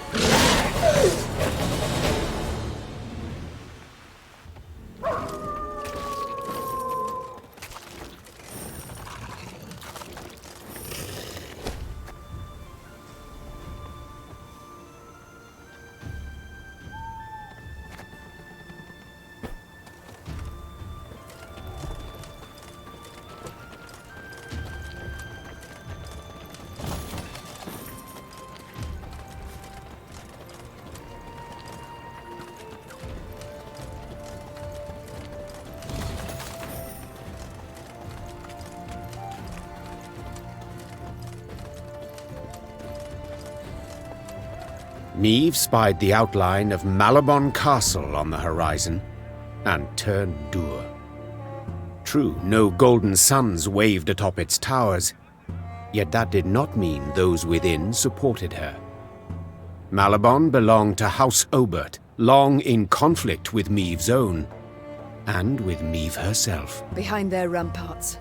Do you see them, Reynard? Asked Meav, shaking her head. Countless ballistae. collecting dust, while war rages all around. Perhaps the Oberts will lend us aid, Reynard replied. True, you've been at odds with them in the past. But perhaps now, faced with a common foe. A common foe? Snorted the Queen. You mean Nilfgaard, to whom they opened their gates? Caldwell, whom they supported? For they were convinced the Empire would win this war, and resistance pointless. Yet you have shown all the North the Blackclads can be defeated. So perhaps they shall forget old wrongs. The things I do for the good of my realm. Meve sighed. So be it. Reynard, send a runner to the castle. Tell the Oberts their queen seeks a word. Moments later, the castle's heavy iron gate creaked open. Meve rode into the cobblestone courtyard, where Margravine Greta, head of the house, greeted her. Although greeted is perhaps not the right word, for Lady Greta granted her only a barely perceptible nod. What can I help you with, Meve? The war, my dear. The one being fought outside the walls of your castle. Greta smiled to herself, then intertwined her brittle, ring-covered fingers. I'm afraid that's impossible. It is a vassal's sacred duty to serve her liege, and my liege is King Willem. Greta calmly retorted. Against whom you have raised arms. Willem is a usurper. He unlawfully stripped me of my crown. The Council of Peers deprived you of your crown. Greta said, pursing her eyes into thin slits. Fearing you would drag this realm into a senseless war. A fear which, it is now abundantly clear, was well-founded. I have returned home a victor. I defeated the Nilfgaardians in Angren. Due to a stroke of good luck. You think defeating Caldwell means you can defeat the Emperor as well? Madness, my dear Meve. And my men will not die for madness. Leave my home! Begone from my lands! I shall go. The Queen said. And I shall take your war machines with me. Did I not express myself clearly? I have refused you any aid. And I have stopped asking. Meve said, drawing her weapon. Soldiers! Attack! Seeing that a battle was imminent, Greta Obert took refuge in the keep. The Margravine soldiers stood ready to defend her life to the very end.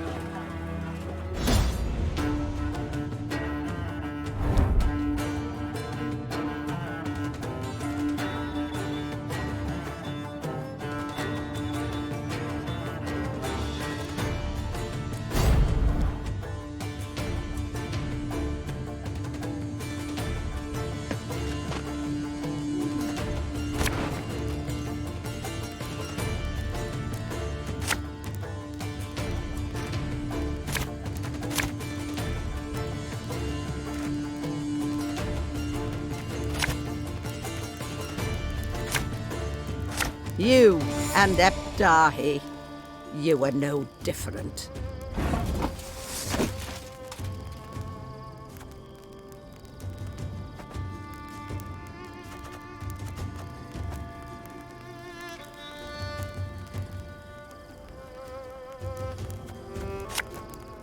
Hey?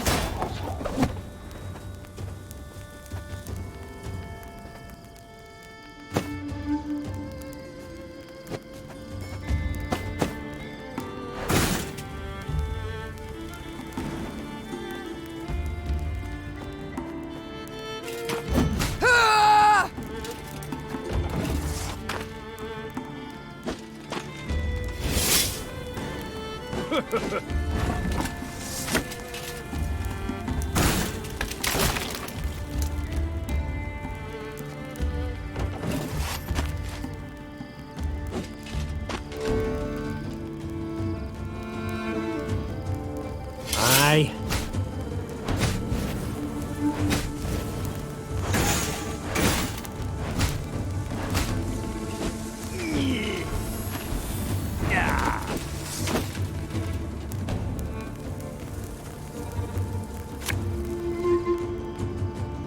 Ever have a stone knock out one of your teeth?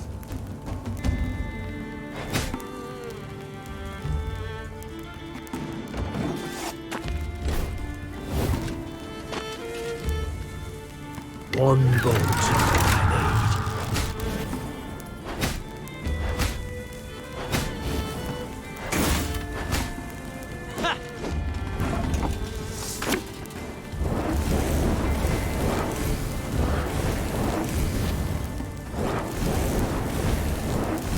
Congratulations. You've defeated an old woman.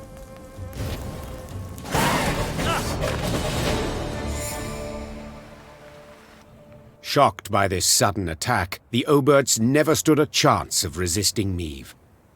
Realizing their inevitable defeat, Margravine Greta tried to escape, but her horse, frightened by the tumult of battle, tossed her from the saddle and bolted. Meve left Malabon Castle strengthened by the Oberts' war machines, but in dour spirits. She understood that even if she won the war and chased the Nilfgaardians behind the Yaruga, she would still have enemies left on her land.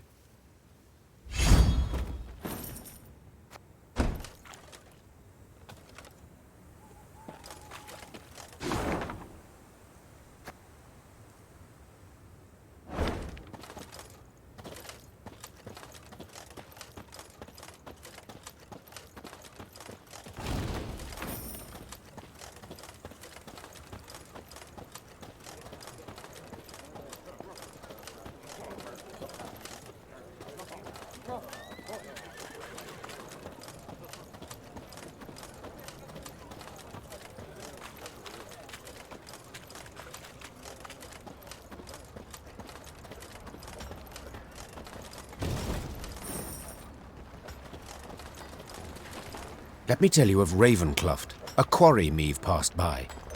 A quarry with a dark history. For years earlier, its wall had collapsed, burying dozens alive. Scholars summoned from Oxenfurt were unanimous in their findings. The rock was fragile, further digging would likely cause slides. Meve had heeded the scholars' advice and closed the quarry by royal decree. Yet now, as she neared it, Meve could hear the even tap of pickaxes. She dispatched scouts to investigate. They returned promptly, their faces sullen, their cloaks blanched with a fine limestone dust. Quarry's open anew, Your Grace. Nilfgaardians. They've got folk in the pit working it. Appear to be from the surrounding villages. Interesting. Their engineers have found a way to render it safe. Secure the walls. I'd say that's right unlikely, Majesty. Judging by the fresh graves we saw. The Queen then turned to Reynard, as ever at her side. Reynard, what do you advise? As a soldier, my Queen, I'd advise against any kind of assault. The terrain's hard, unsuitable for a fight, and we've little to gain from a victory. As a man, however... Yes? To leave our folk in chains, in that death trap. 'Twouldn't be right. If I were to calculate in heart and mind, keep note of gains and losses, Began Meve. I'd bend the knee to the Imperials, just as Willem did. But bloody arithmetic won't dictate my course, for I do what's just. I do what's right. Follow me! Her troops followed without hesitation, swords in hand, their hearts afire.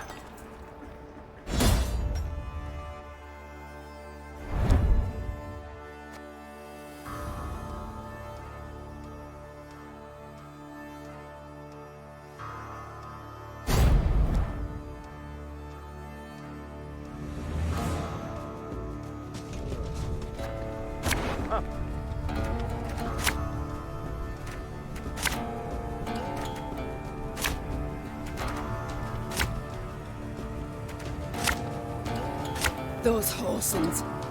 Forcing my own subjects to fight us. Ah. Ha ha.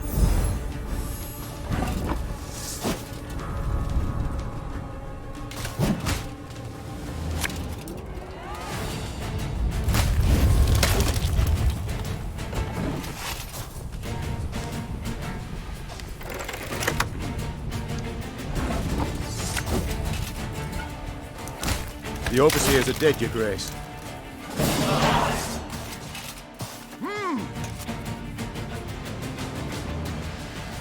The Lyrians handily dispatched the Nilfgaardian overseers, more trained in the ways of the whip than the sword.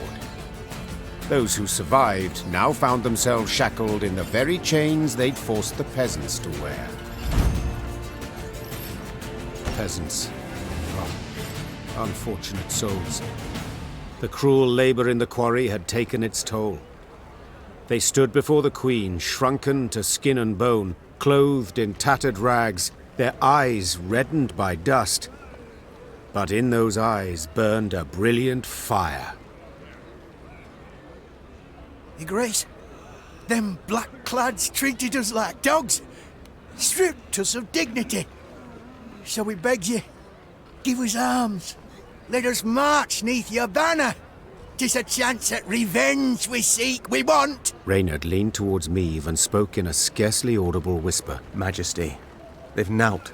Not boots, not even foot wraps. To equip the lot, train them, would cost a small fortune. 'Tis true. They've nowt to their names, said the Queen. have few skills to offer and little strength. But to look in their eyes is to know they'll never flee, never throw down their arms.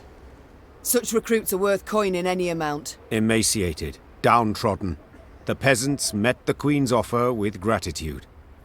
They relished the thought of facing their tormentors in a fight.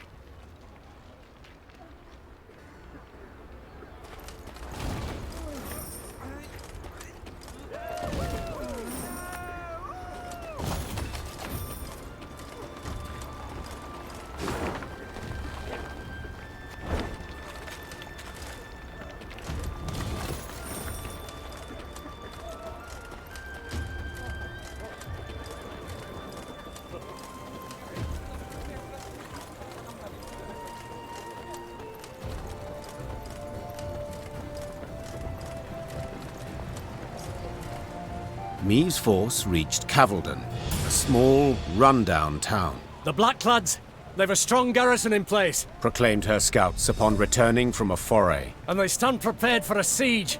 Their stores overflow, and we've seen ballistas, scorpions. Cavaldon can be taken, began Reynard hesitantly. but not without losses.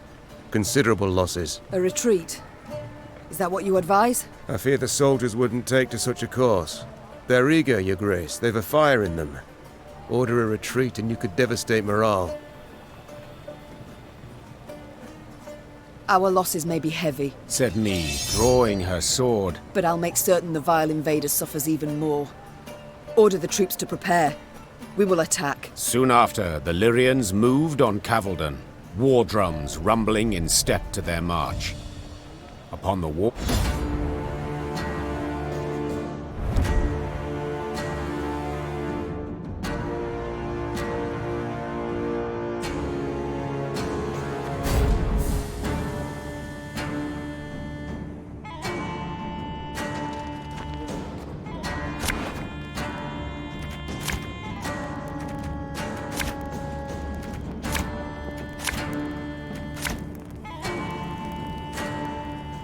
I won't leave a single city to these invader scum!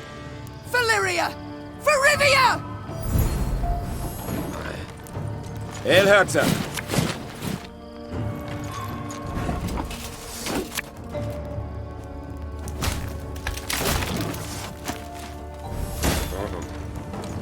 Yes? We must bring down their walls! Crush them!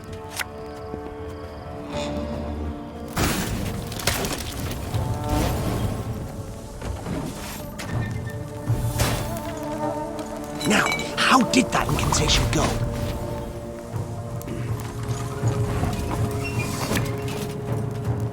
This could hurt.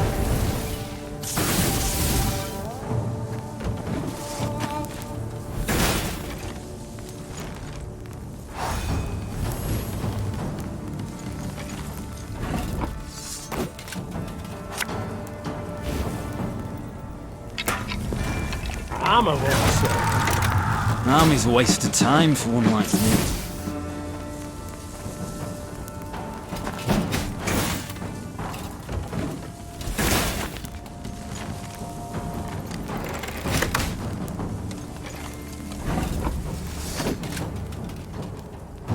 Watch your heads!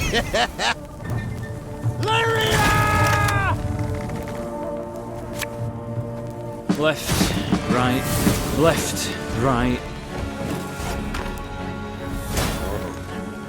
My prescription, a bit of bloodletting.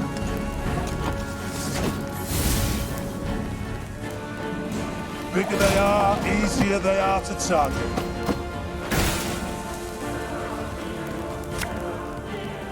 Again and again and again. A highly curious case. Yeah! We'll catch them all! An army's a waste of time for one like me. Go on, Encazer!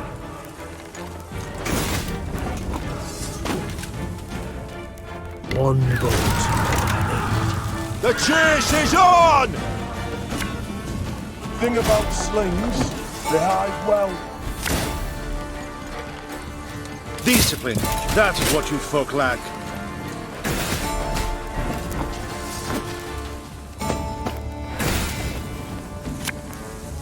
Hey?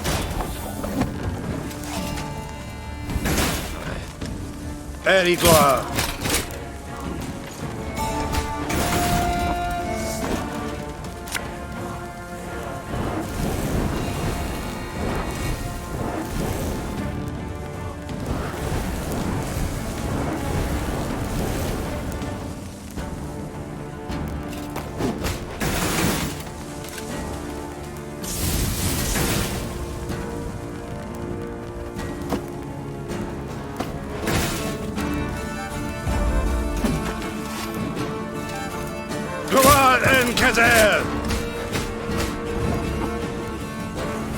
Discipline, that is what you folk lack.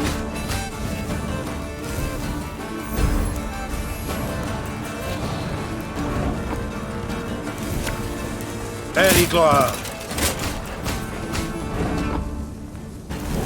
Go on, Encazer!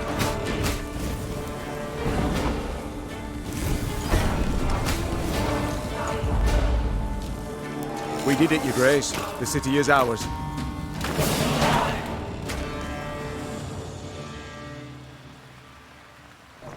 The Nilfgaardians had indeed prepared well, with grapples to repel hook ladders from the walls and long spears to rain down upon attackers far below. Niamh managed on the fourth attempt to breach the defences, but did so scrambling over the corpses of her own men. The Queen was in the field tent when Reynard arrived with surprising news. To be heard over the groans of the wounded, he had to raise his voice. Your Grace, a delegation of townsfolk. They seek an audience urgently. Dozens of burghers stood before the tent. Between them and the Queen, a man knelt in shackles. His face was blooded as if he'd endured a vicious beating just moments before. Who's this? Our blacksmith, Todor. Snarled a priestess in a frayed robe. He betrayed you, Your Grace. Soon after the Nilfgaardians arrived, within hours in truth, he offered his labour and strength. They didn't even need to ask. Forged arms and armour for them, all for imperial gold. Niamh gripped the beaten man's beard, tugged upwards, and looked him in the eyes. Did you forge the hooks and the tips for those spears? I did, Your Grace. It was fine work. Growled the Queen. Damned fine. Show him mercy, milady! Cried a withered old man in a flour-spattered apron. When the black-clad bastards captured my son, they were eager to hang him. Todor spoke for him, saved his life. He helped me too. Hollered a woman in the crowd. I were hungry. He shared what little he had. The townsfolk began shouting over one another. Some told of the blacksmith's noble deeds. Others labelled him a traitor deserving of a cruel and violent end. Niamh turned back towards the field hospital, pondering the case, then spotted her soldiers' corpses laid out in rows. Had it not been for Todor, there might not have been so many.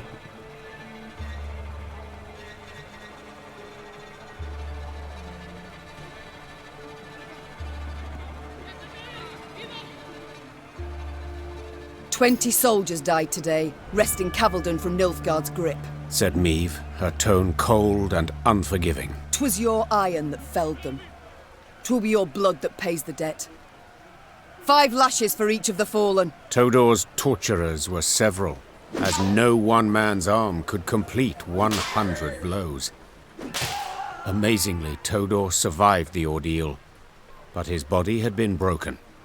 He'd never put hammer to anvil again, and spent the rest of his days a beggar.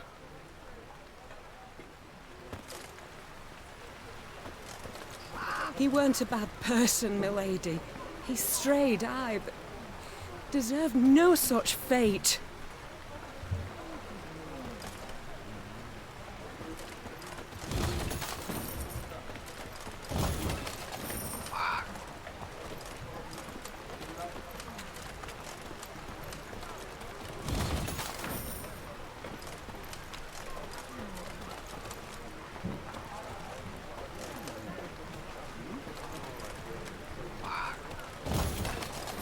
He weren't a bad person, milady. He strayed, aye. Your Majesty, the hut's untouched. Ripe grain in the fields, 'tis hard to believe. I feared we'd have another Edirn here, with the Blackclads setting fire to all. I feared nothing of the sort. Nilfgaard's not stupid. Lands it aims to hold, it doesn't destroy. And Willem did bend the knee to the Emperor.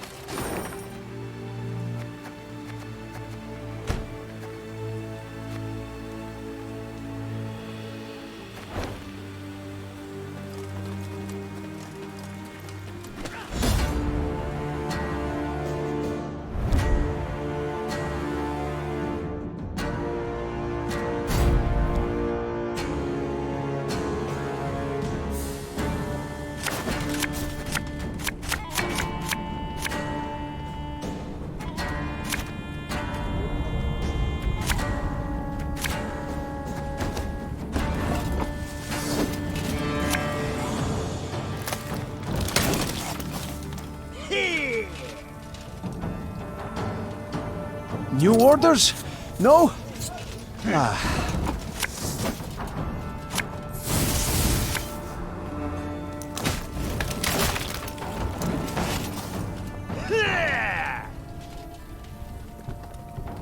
Must be an important lesson in this. But what?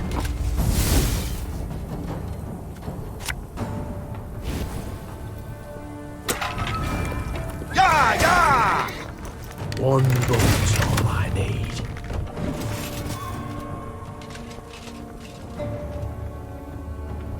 Hundred and 1, 102, 103.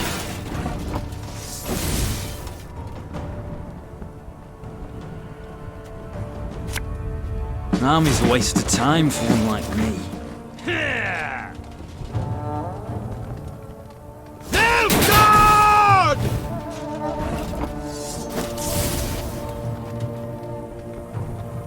We'll catch 'em all!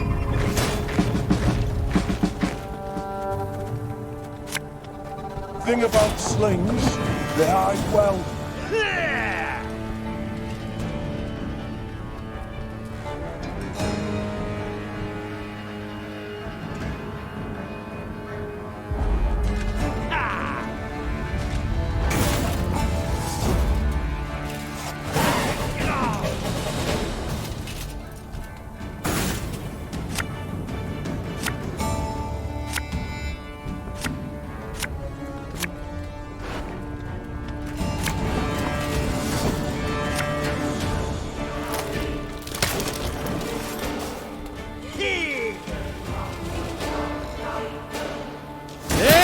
Retreat!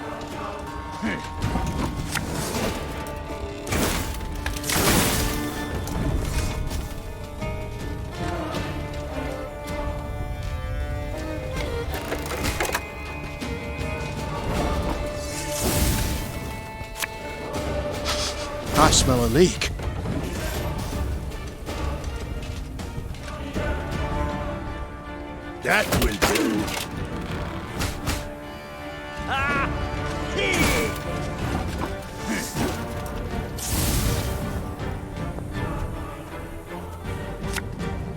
You mad? Don't shake that!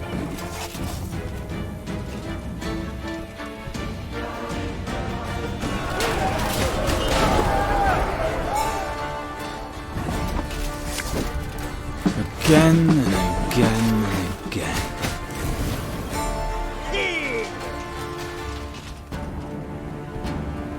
Ah! This one's got spirit!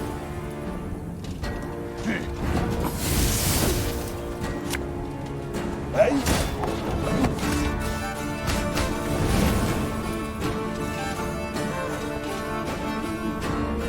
Catch him!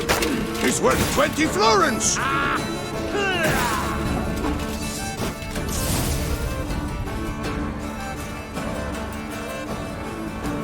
Give me a time.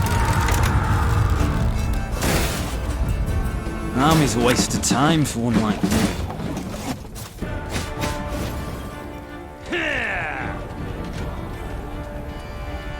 Used to be, I hunted game. Men bring more coin. I've hit the white of an eye from half a league away.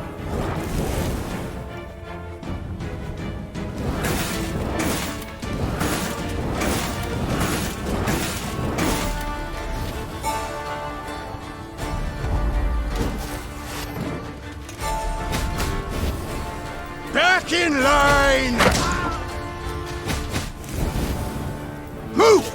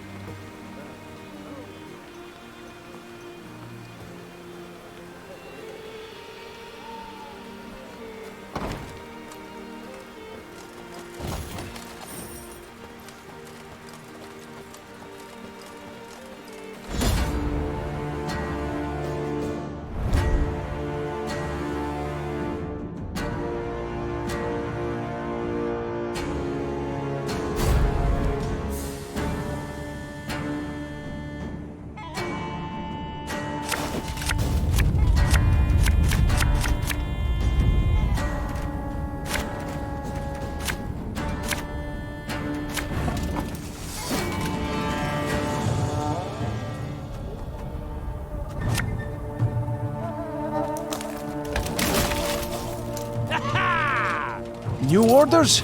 No? Ah. I smell a leak. Brach! Scheiß! In! Zwei!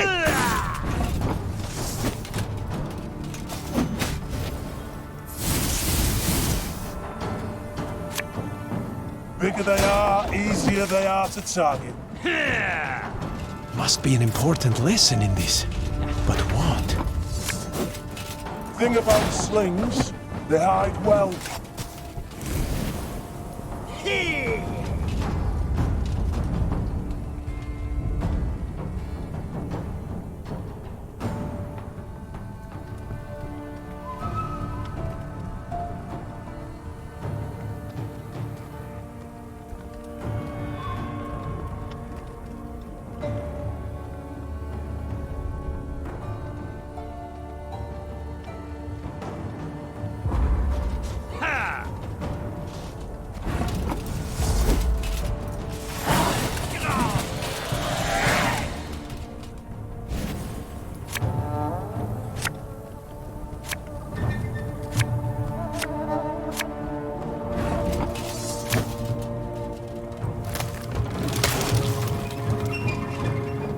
101, 102, 103.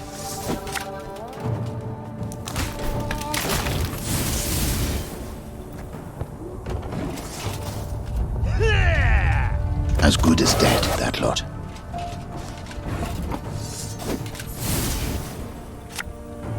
You mad?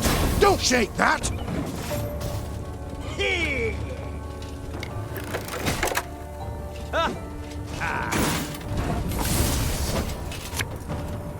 An army's a waste of time for one like me.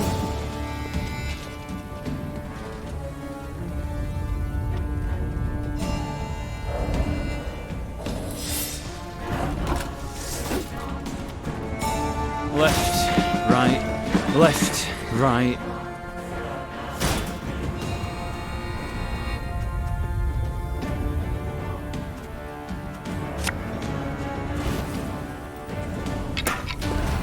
This could hurt.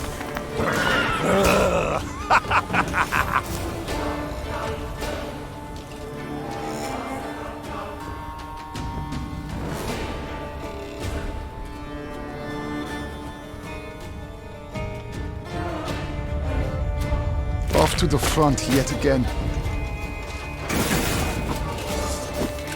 Hey?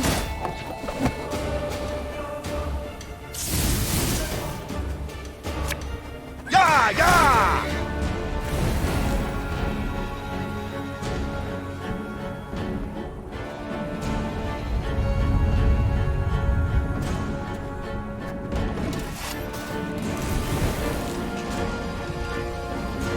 Ennard Fane! Ah!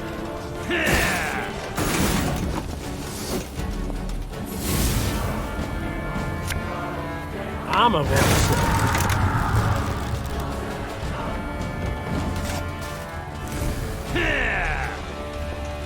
Of course, as you wish, master.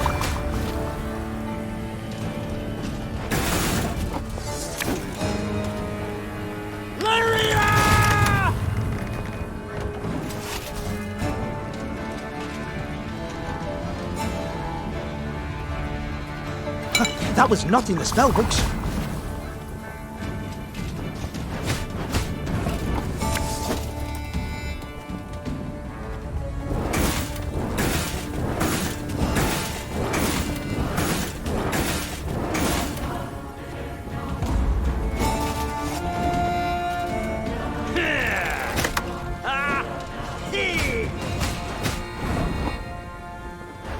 I never miss.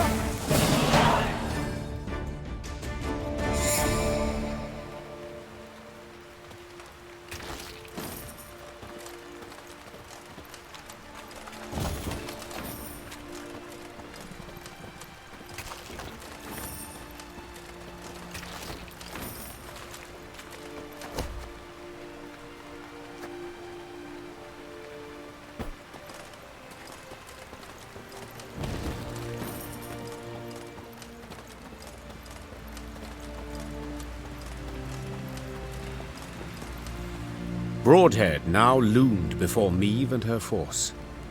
Once famous for its glowing forges and clanking manufactories, the city now stood silent.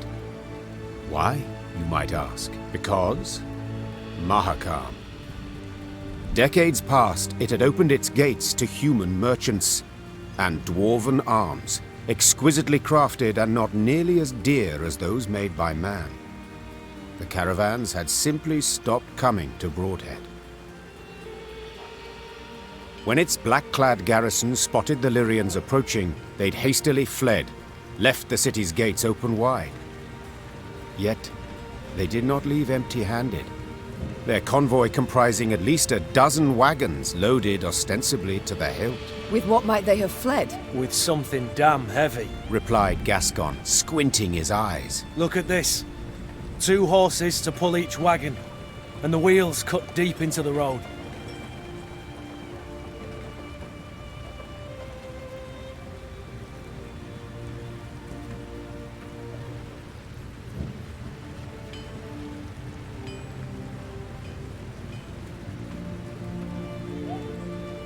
What they've taken from my city, began the Queen. they've taken from me. And I will have it back. Follow me! Meve spurred her horse and galloped off in pursuit of the fleeing caravan. When the Blackclads realized they had no hope of escape, they planted pikes and feet, bracing for the assault.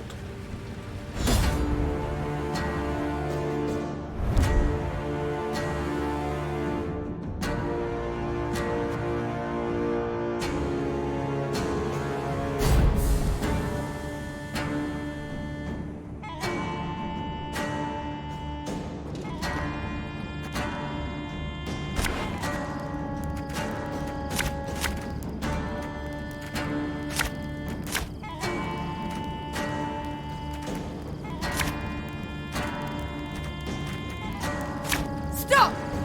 Whatever you carry belongs to me! They gain ground! Dal Seifel!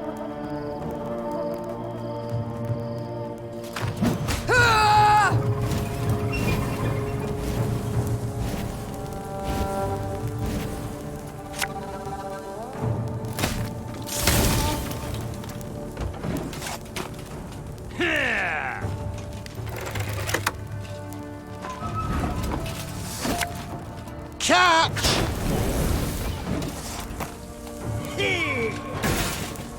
Hey, gloire!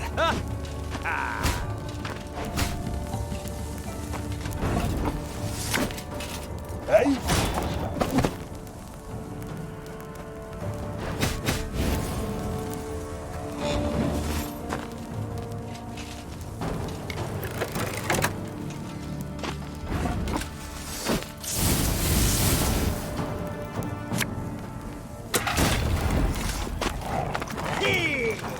Trouvé, ni gloire!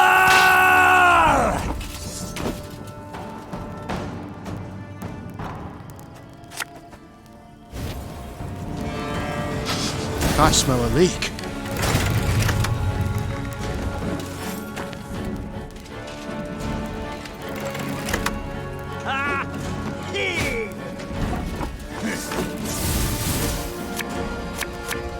Left, right, left, right. Alba! Again and again and again.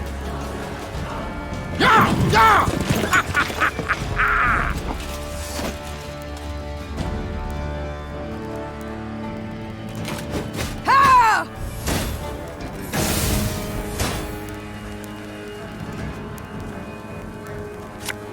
Ever have a storm knock out one of your teeth?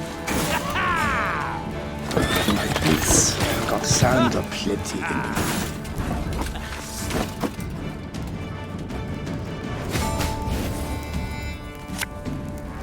I've hit the white of an eye from half a league away. Give me a time. An army's a waste of time for one like me.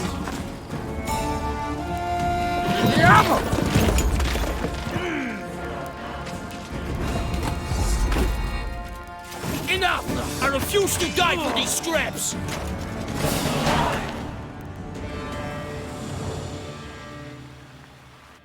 Meave personally, and none too gently, shackled the Nilfgaardian commander, a young nobleman with a precisely trimmed moustache. Like many noble Imperials, he spoke fluent common. The wagons. What's in them, Captain? Scrap, Your Majesty. The Imperial promptly replied. Noting the Queen's confusion, he elaborated. To be melted down and recast into arrowheads and spear tips. Our engineers originally planned to use the foundries in Broadhead, yet these proved too primitive. We were ordered to remove the scrap, take it elsewhere. Any pride from the victory vanished in an instant, and Meave swelled with anger, but also with shame. The shame came from realizing that to the invader her realm was naught more than a weak, underdeveloped backwater. Meave slammed the chest she'd opened shut. Blast it! Back to Broadhead. Let's ride. Crumbling walls, shattered windows, rotted wood. Broadhead was bleak, a dull shadow of its former self. As the Lyrians entered, the somber townsfolk glared at the arrivals and uttered not a word. Meave resolved to address the crowd. Folk of Broadhead, you're free at last. The Nilfgaardian occupation is done. Aye, and a new one starts now. Are you madman? Don't you recognize our banners? The Lyrian army stands before you. Oh, I recognise banners. Served neath them as a sergeant 15 long years. And then I came back to my own town. Know what I found? Hardship and squalor, your grace. All had gone to shite. On account of damn dwarves. Been flooding Rivia with their metal goods for years now. Us smiths don't so much as light their pipes in their foundries no more. You call yourselves the Lyrian army. Colours and banners confirm it. Well, what about your arms? Weren't forged in us fires, but in Mahakams, by us worst foes. Hell, I even see some at knobheads in your ranks. So what freedom's it you're giving us, your grace? Freedom to beg in common, not in Nilfgaard's mongrel tongue? Beg? What do you want about, man? There's no levy on goods from Mahakam, but without it, us workshops don't stand a chance. And ye, your grace, you wear their armour, bear their arms, and bring bearded bastards to our doorstep. The dwarves are faithful allies. They help us because... 'Cause they've got something to gain. Simple as that. Enough. Silence. Consider yourself lucky you've a merciful queen. I'd have had your head off by now. Move along. Before Meave could leave the market square, Barnabas politely interjected. Frankly speaking, there's a bit of truth to what the man says. I'm perfectly aware of that. But what do you want? I don't mean to toot my own horn, but perhaps I might be of some help. Do tell how. I'm all ears. Everything your folk make here, the dwarves of Mahakam make twice as fast and twice as well. You must find a so-called niche, an innovation. And it just so happens innovations are your speciality.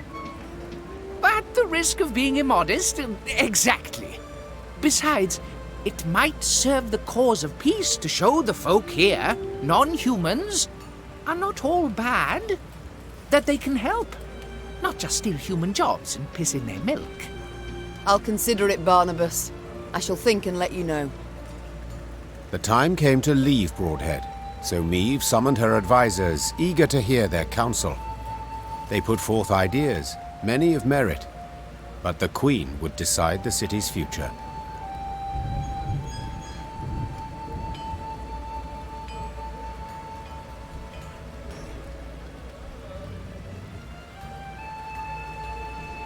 After careful deliberation, the Queen approved Barnabas's proposal.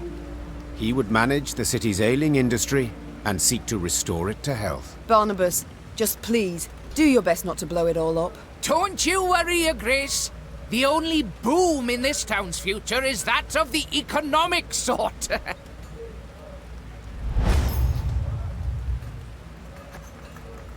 At first, the Rivian townsfolk were skeptical of the Queen's decision, but Barnabas's schemes bore immediate fruit. Soon, the foundries and manufactories were bustling with life.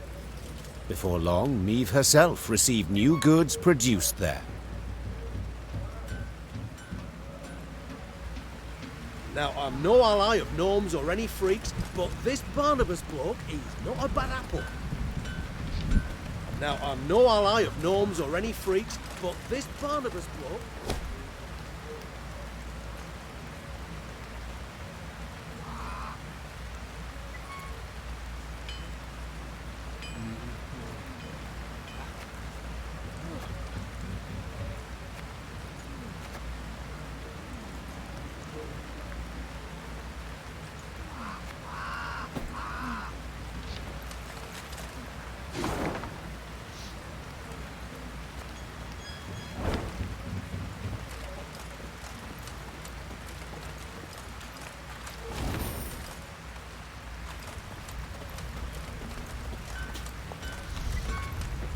The wind howls like a ghastly apparition.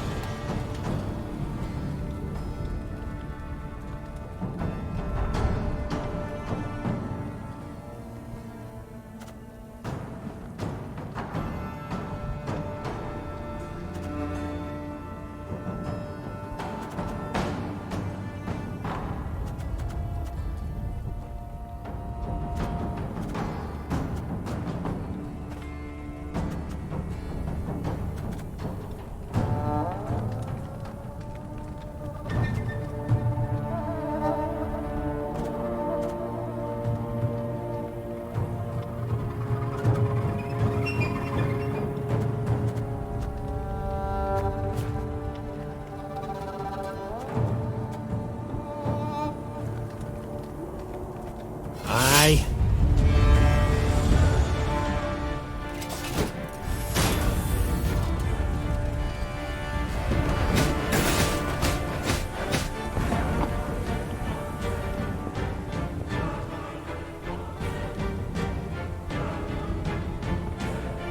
You might have got away had you not been falling so damn much. The mist's gonna pass me those lovely earrings, or do I tear 'em off myself?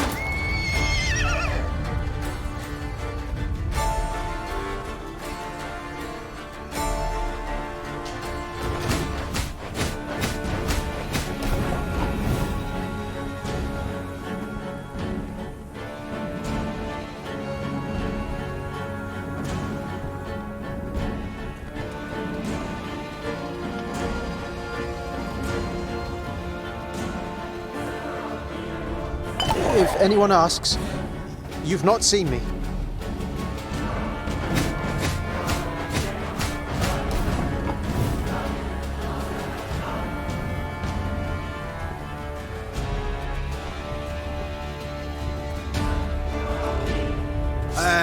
Pointy end upwards, right?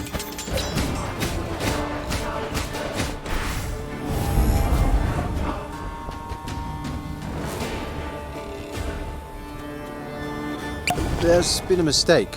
I'm no mage.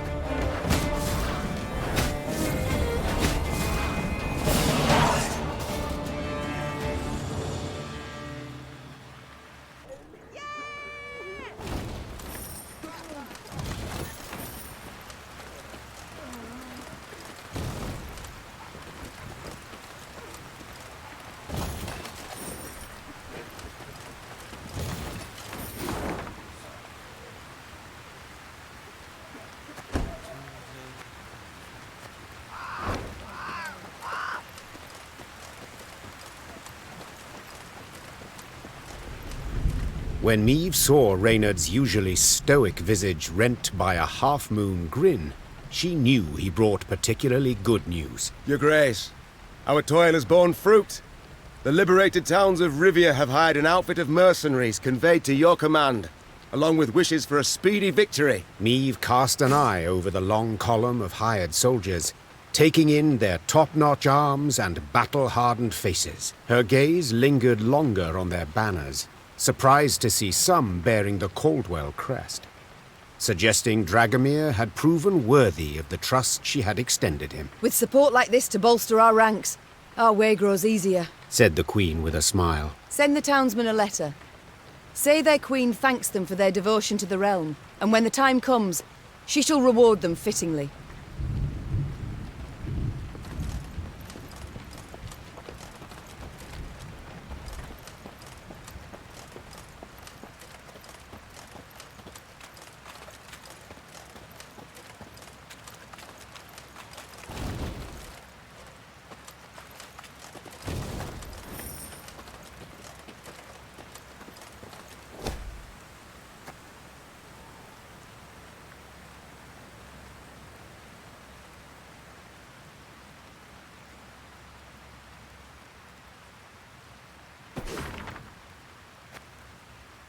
Rivia Castle. Seems our journey nears its end. That end could yet prove tragic. We've daunting tasks ahead. Pride. It's all I ever felt pondering those walls. Yet now, to behold them from below, I truly do wish we hadn't built them so tall.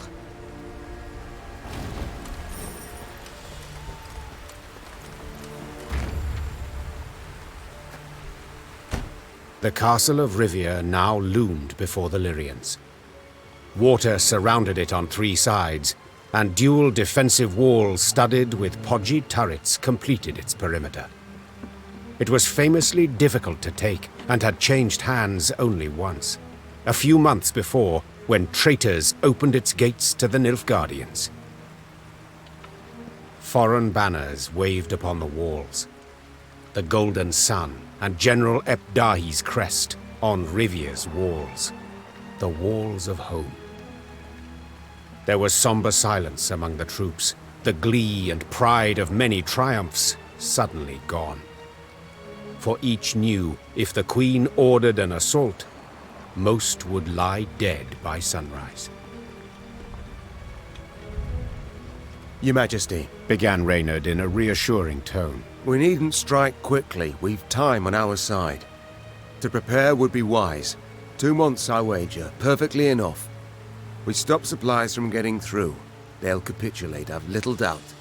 Or at worst, be too weak to defend the fortress. Reynard's reasoning was sound. There was no need for urgency. Meve had the upper hand for the first time in this war.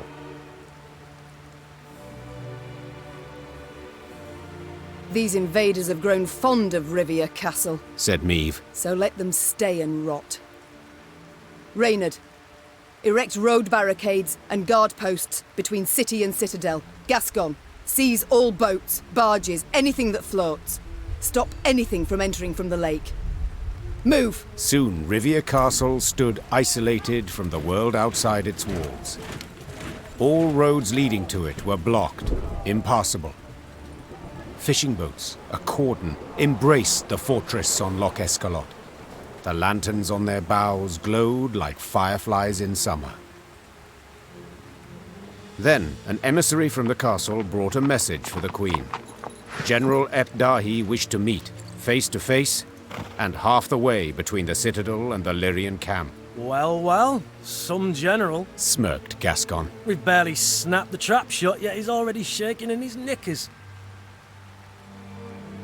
Meve proceeded to the meeting point without delay. A lone rider soon appeared on the horizon. He came adorned in rich black robes, their golden trim shimmering in stray sunbeams. She'd seen him before, in Edirn, through the megascope. You came as I requested. Good. Very good. I couldn't possibly refuse such a courteous invitation, especially as compared to your previous missive. The art of diplomacy. You've improved your grasp. Your realm fell quickly. I expended little strength in seizing it. This left me much time to study. But please, we must set aside this bitterness. I'd like to formally welcome you to Rivia, dear Queen. I see you've readily adopted the role of gracious host in my home. In point of fact, I've grown fond of the castle. Fortifications impressive, atypical of the North. Not so your brave soldiers, whom we shall pick off like ducks. I pity them, in fact. Dry your eyes, General. Rest easy. I've no plans for a quick assault. I shall first wait to hear the rumbling in your bellies. Remarkable. You truly believe you can win this war? I've not been in the North long, but have discovered something all the same. You don't grasp complex ideas. You know Nilfgaard is large, but your minds don't fathom its enormity. You see, for every army you defeat, another will come to take its place. One larger and better equipped than the one before. Even now, as we so pleasantly chat, Army Group East is en route to lift your siege. Due to arrive tomorrow. And do you know what will happen when they do? They will crush you against your own castle's walls, like the maddening flea you are. Enough. I'll not be insulted, General, nor intimidated. Then I wish you a splendid night, Majesty. Get some rest. You'll need it tomorrow. Indeed I will. For with raised visor, I shall be at the fore, unlike you. In my home, in the civilized world, a general commands his force. He does not rush and thrash about like some rabid hound. You're not at home, General.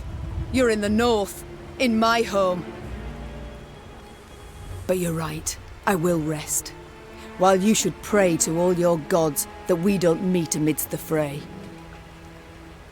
Without awaiting a response from General Ep Dahi, Meve pivoted and turned toward camp. Her pace was quick, despite a heavy heart.